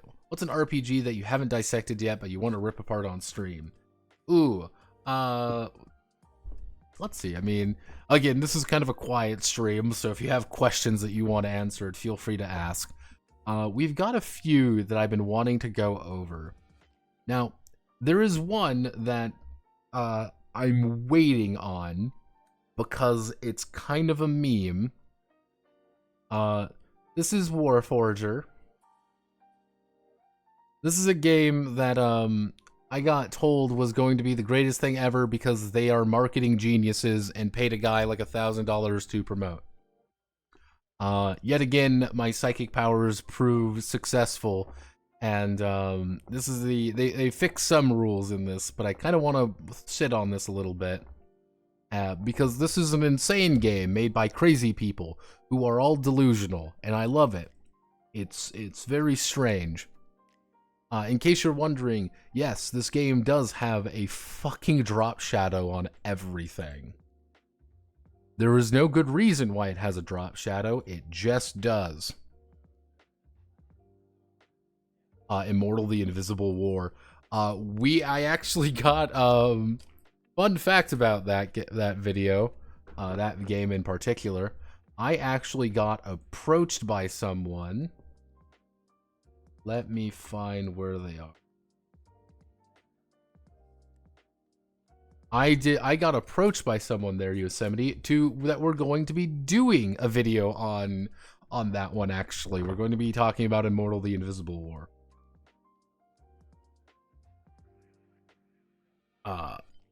What game are we going over tomorrow?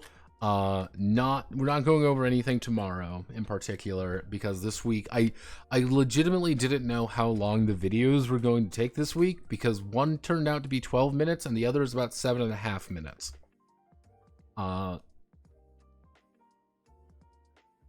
I looked at it and I was like, I don't know. So I kind of gave myself Saturday to say, hey, I want to not worry about this, so that's the reason why. In some other games that are fascinating to look at, there is the official Warrior Cats game. Well, unofficial Warrior Cats game. Yes. Do you want to play the Warrior Cats, a role-playing game? This exists. I think this is what videos are we making? Well, we're making the video for the 1st, Draco. The 1st of April. The funniest videos available. This one's pretty old, all things considering. Like, this is a couple of years old. Someone stumbled across it and they're like, hey, Notepad, do you remember Warrior Cats? And I did remember Warrior Cats because I had a girl in my school who was obsessed with it. Got a couple other games in here that are interesting to talk about, and I would want to talk about them more. They just haven't found a really good place to put them in, if that makes sense. They're kind of unsorted right now. Good news, though. We did find GURPS Ring Dream, though. Have no fear, kings. We found GURPS Ring Dream.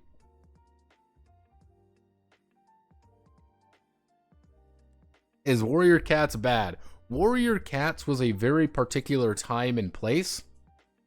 And it was low. It was a very certain time and place back in the early 2000s. Is it bad? I don't know. I haven't really read into it that much. It looks very detailed, and I find that very interesting. It has its own website and everything. It's very fascinating. This is GURPS Ring Dream. Now, this might seem a little interesting of what GURPS Ring Dream actually is. GURPS Ring Dream is a role-playing game about wrestling, about Japanese women's wrestling. It's a GURPS supplement exclusively from Japan. So you right now can officially play the authentic women's wrestling role-playing game if you want. It is I have there are no words of what why this exists. I just know that it does in fact exist, and that is something we all have to live with. And there's too much, if that makes sense. And I'm like 97% sure I know who wrote this game, and I'll probably have to actually that bitch just brought out nunchucks, by the way. Like, I'm gonna have to contact the person who did this game. And I'm going to reach out to them being like, hello, big fan of GURPS Ring Dream. Can you tell me what's up with this? Yes, this is technically GURPS, I believe, would be 3rd. This might be in 2nd edition. This is 8, baby.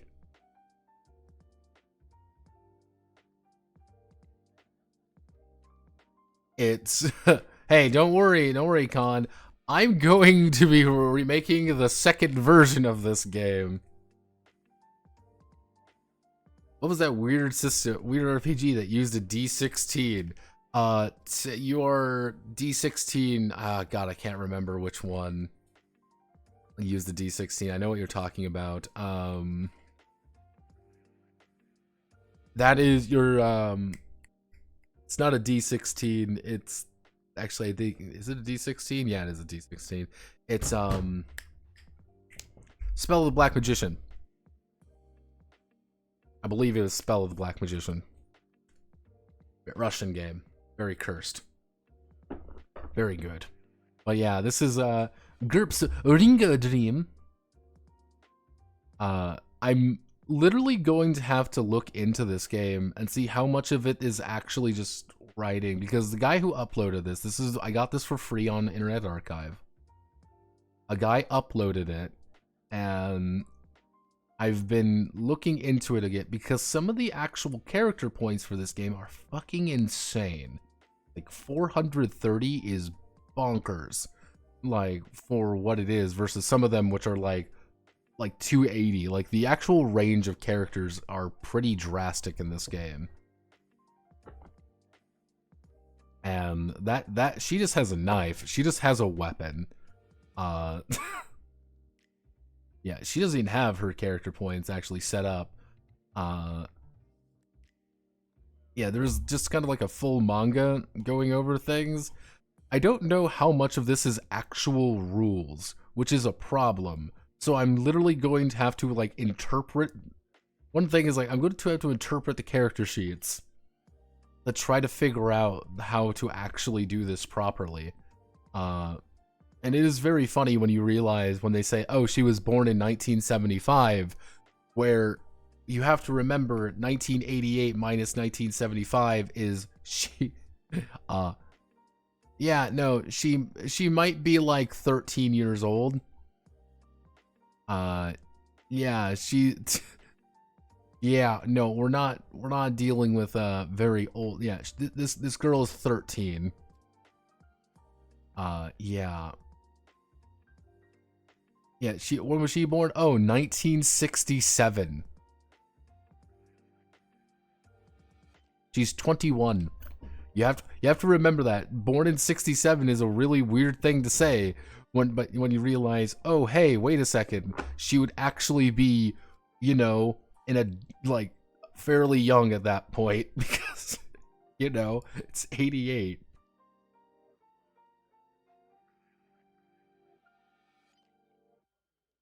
Getting RKO'd.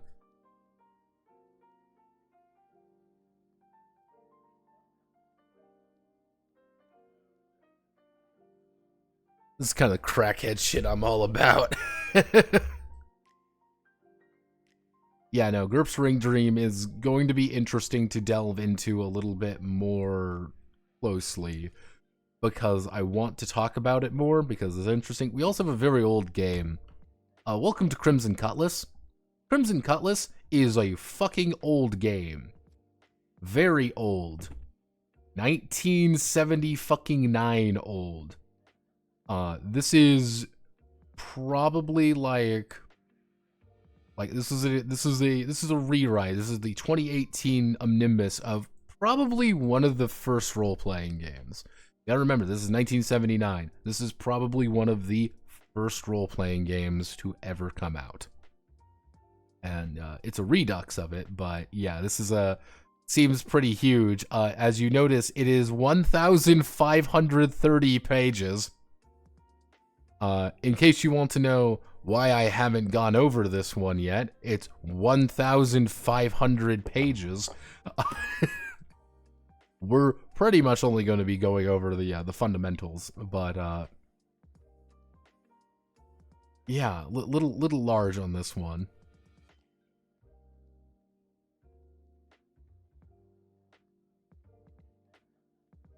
Jesus, proper autism levels. I mean, if this is your thing and you just like pirates, then yeah, you're just going to make pirate stuff. You're just going to write a bunch of stuff that you think is cool.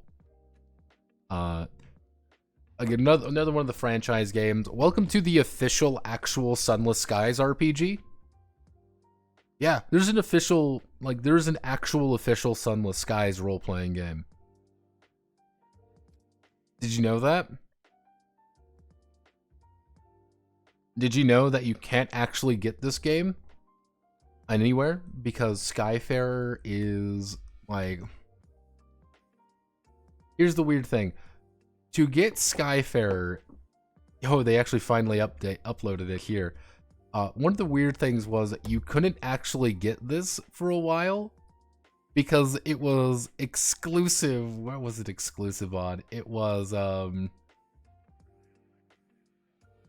actually like exclusive on a website. It was like a fucking British like website.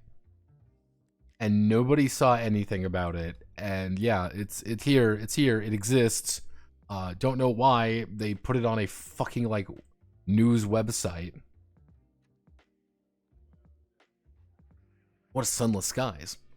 Sunless Skies is a video game.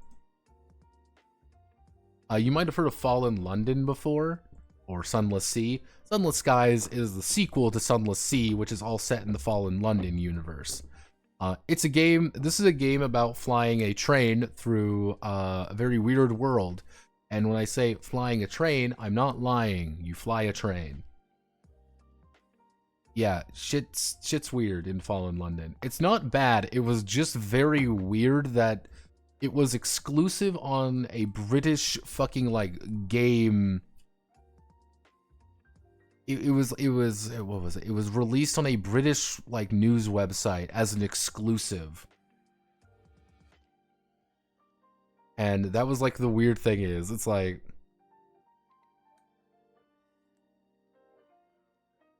yeah, they made it, it was like a bonus, but they like put it up. It was very strange.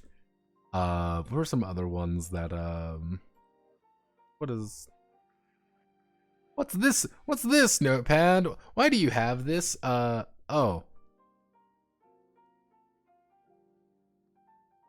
Oh yeah.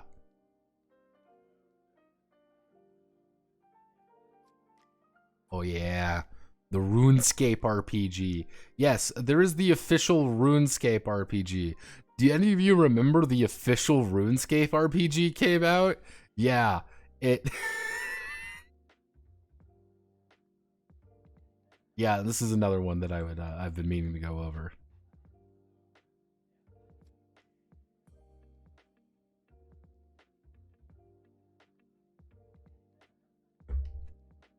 Yeah, I know, they,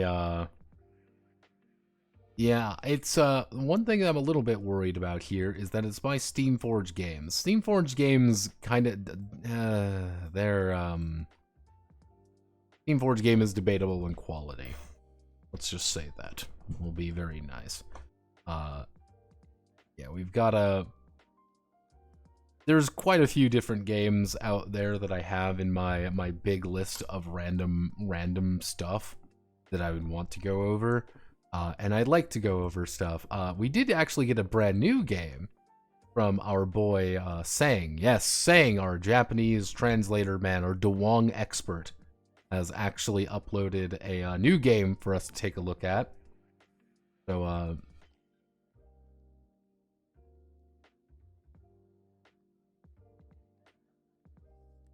Dewong. Dewong is a notorious JoJo's Bizarre Adventure translation that was really bad. We called Dewong anything's translation because it was very funny. Let's open Beastbind Trinity. As you can tell, gamers, we're looking at some very tasteful keto. Apparently, this is Japanese World of Darkness, except every single person is high on fucking meth. Yeah, everyone is,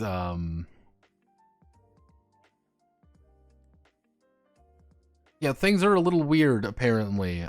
Things are a little strange with this one. All of these are technically valid, apparently. So, have no fear. And in case you're wondering, yes, this is the actual literal fucking cover of this game. God, I love the Japanese. It is a fear game, it looks like, though, so...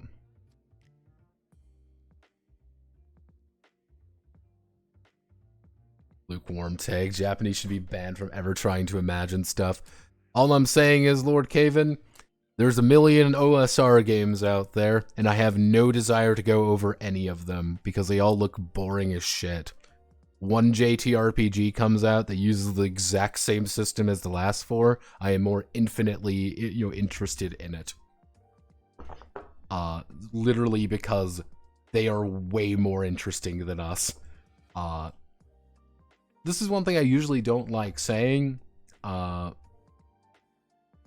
one of the big things is that, like, a lot of the videos I make are like, oh, this game is the worst thing ever created by man, 0 out of 1 billion or whatever.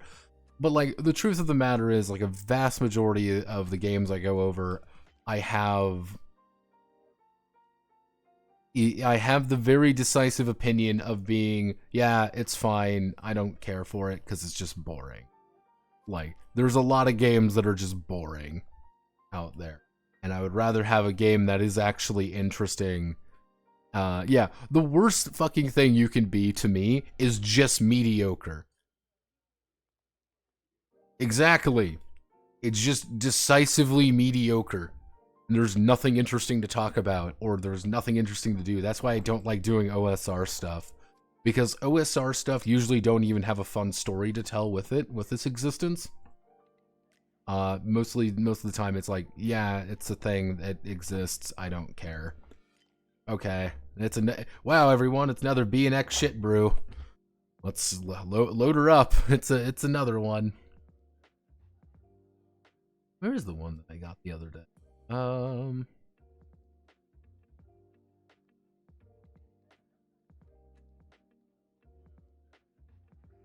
Hey, 79% is better than 95. Honestly,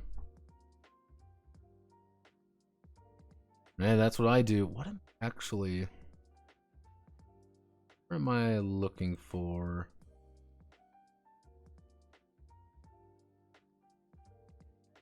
Oh yeah, we also have, yeah, this is one of those weird things that is very interesting to talk about. For all of the wrong reasons. So, this is the Tomb Raider game. But there's a catch to this. This is not the Tomb Raider game you're thinking about. This isn't the new fucking Fate. This is not the new, Tomb Raider game from. Actually, I don't think this is the brand new Tomb Raider game. Is it? Yeah, no, this is the old boring one. This is the new one. Yes. Yeah, this is the old one, which was weird to me. You want to know why this is a really weird game to me? This is a very weird game because this is a role-playing game. This is a full-on Tomb Raider role-playing game, except, counterpoint, this was made by everyone at This was made by a guy at Digital Extreme, not Digital Extremes. This was made by one of the video game guys. All of this artwork here is stuff that he worked on, that he felt like making. This is just something, this is his weird obsession project that exists, and it has an interesting story to it. And I'm like, oh, that's kind of odd. It's kind of a weird situation. Doesn't look bad. There's clearly some thought that went into it. Where was the, there's even like a fucking campaign book to it, by the way. Let's see if it's gonna, do you want to open up? Yeah, there's a full-on, like campaign book with, like, stuff going on, clearly, with this. There's a lot in this book. It's like, alright, this is actually genuinely kind of... There's clearly some thought going on into where it gets weird. Let me fucking back up here a little bit.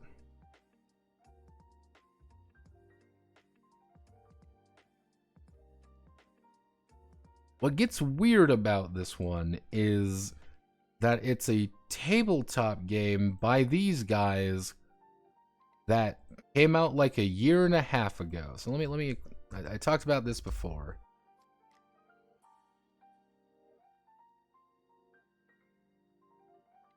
Yeah, it was all of that. Crystal Dynamics, yeah. But here's the thing, Lord Caven. This is the funny thing. They made a new one. It's Forged in the Dark. Yeah, they decided to make a Forged in the Dark version of the game through fucking Fate, the Fate guys, Evil Hat. This is a completely different game, by the way. Like, this is a completely different creature that they just decided to make. It looks like to be a very generic Blades in the Dark hack for no reason. It is really kind of weirdly sad that it exists. It is very weird that it exists, though.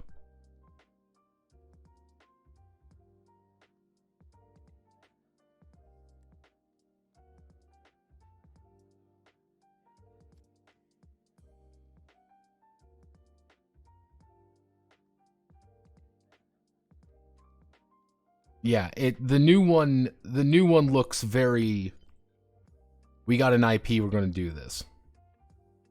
And they have an action character with both legs fucking missing? Yeah. That was the new Tomb. Like, I could respect a guy at Crystal Dynamics being like, hey, I like tabletop role-playing games. We have the license. I made this in my free time. Can we make this somewhat official? All right, cool. This is interesting. It does do its own thing. It has a weird D6 system. This one was, hey, we're Evil Hat. Please give us the IP. And they're like, okay, here you go. Make money now. I'm like, oh. Like, it's sad that it exists, but it's like, oh, goodness. What was the one game that...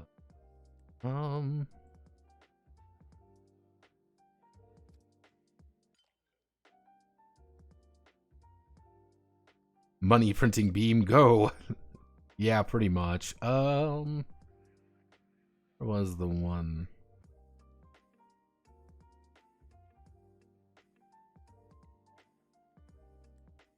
Like, I can't even say, like, here's the thing. I can't say that it's one-y. It's not one-y. It's a completely different game. This guy worked on this, and then the company literally said, nah, and then left him high and fucking dry. It is very sad. It is very, like, it is like such a cucked moment when you realize it. You're like, oh Lord, you got super cucked. That's super sad. Like, that's like such a sad state of affairs.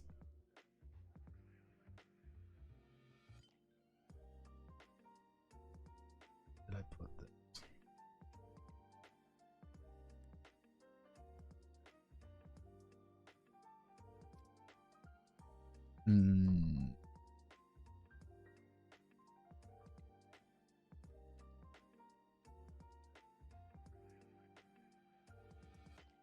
You want to know what I'm doing right now? I'm trying to hunt down something.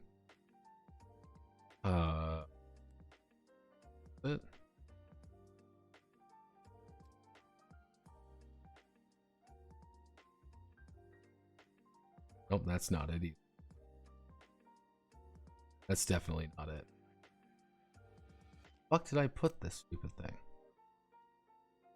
Oh, well, fuck it. Okay. New plan. We'll just Google it.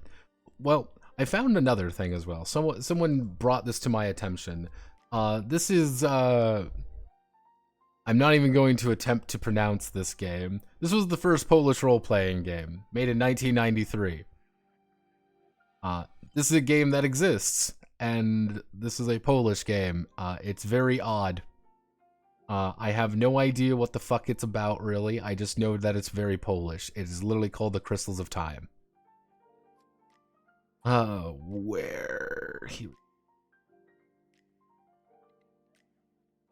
You may be wondering, Notepad, this looks like you are going to download an entire, like, virus straight onto your computer without question, and the answer is most likely yes.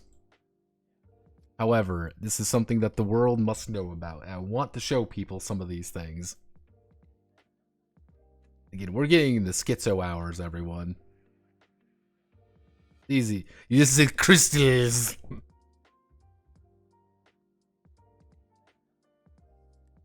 Imagine pouring your soul into a project and they say, nuh-uh.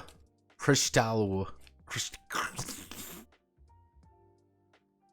Downloads Polish Trojan. Yeah, probably. I like to live dangerous as one, as you know.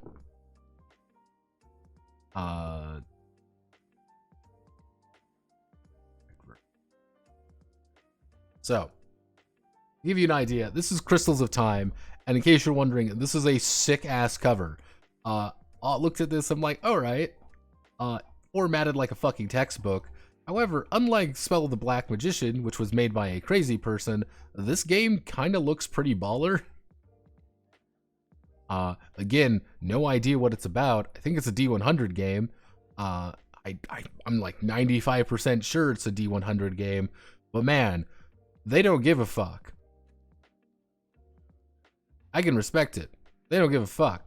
Shit's whack. People are going adventuring and shit. I'm like, all right, I'm in. I'm like, all right, I don't know what the fuck this is about. It could be just someone's D&D. Could be someone's world, fucking Warhammer shit brew. But it's got me interested, even though it's like, oh, it's a weird Polish RPG. I'm like, yeah, it's a weird Polish RPG that I want to know more about. I want to know what this game is about. I want to learn more about you, weird Polish game, Crystals of Time, because there's a lot of whack ass magic going on with this game, and I'm okay with whack ass magic. We did do a little bit of digging into it, and there are, like, certain character classes are, like, there's wizards and druids, and, like, astrologer is a class in this. Yes, astrologer is an actual class. Just being a guard, being a guardian. You are, I believe that is, like, a ranger. That is if I remember correctly, this is warrior, ranger, guardian, barbarian, and yes, this is the actual artwork they use for a barbarian. Decapitated elf head, no less.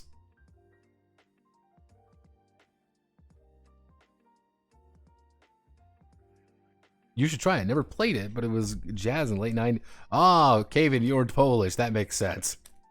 Picaresque Roman, metal album shit. Yes, yes!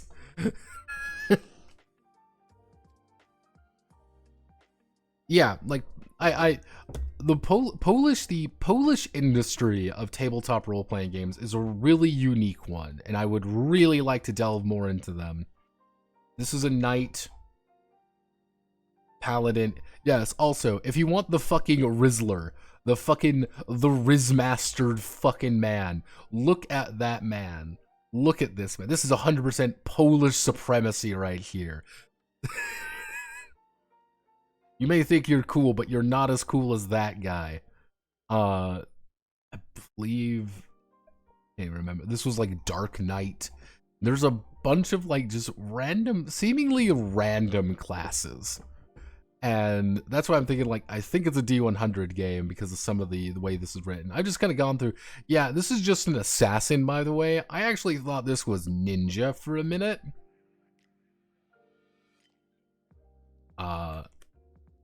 Yeah, I thought this was ninja. When I first saw this, I was like, holy shit, Polish ninjas. Finally, the game we need. We may do a Dewang on this. I would be down for a Dewang. My usual method's pretty janky, so 8 ninjas. That's what they want you to think. Yeah, but just like, yeah, it's supposed to be an assassin. But I just look at him and you're like, yeah, that's kind of funny. I like this. Various priests and noble. It looks really interesting. And then also Bard. Hippie looking motherfucker. But yeah, no, Crystals of Time. I would want to go over that one. It looks really fascinating. And ultimately, to me, that is the most important thing for going over any of these games is it interesting? Is there a story? Does it look cool? Does it just act? Is it by someone that's interesting? Like, there are a couple games that are like, this is just by an interesting person and I want to learn more about them in the way they think. Or, hey, this is kind of a weird existence and I just want to see it come out. Yeah, there's a couple games that I kind of talk about.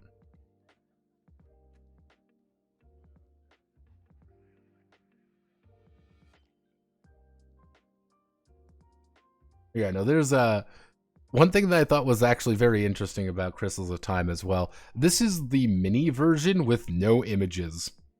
They have just the plain text version. I find that very amusing because they call it, even on the website, they don't call it like, you can kind of say it's just like, oh, well, here's like the textbook variety. Like here's like the simple variety if you just want the actual rules and don't want anything else. I'm like, I'm in there for that.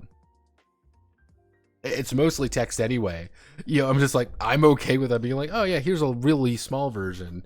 And like, to give you an idea, what I mean by like the smaller version, the small version is like a third of the size, like in megabytes. But if you think about it, if I were to say something is like 150 megs back in, 2005, that's a little different than now, obviously. So it's interesting, just the fact that they offer that. Ooh. I've been meaning to look deeper into the Eastern European sphere because there's a lot of games out there that I would want to go over and I want to talk about, but they're in Eastern European Slav languages, and I find that very funny and very sad at the same time. So trying to hunt down any of those is a little bit easier said than done.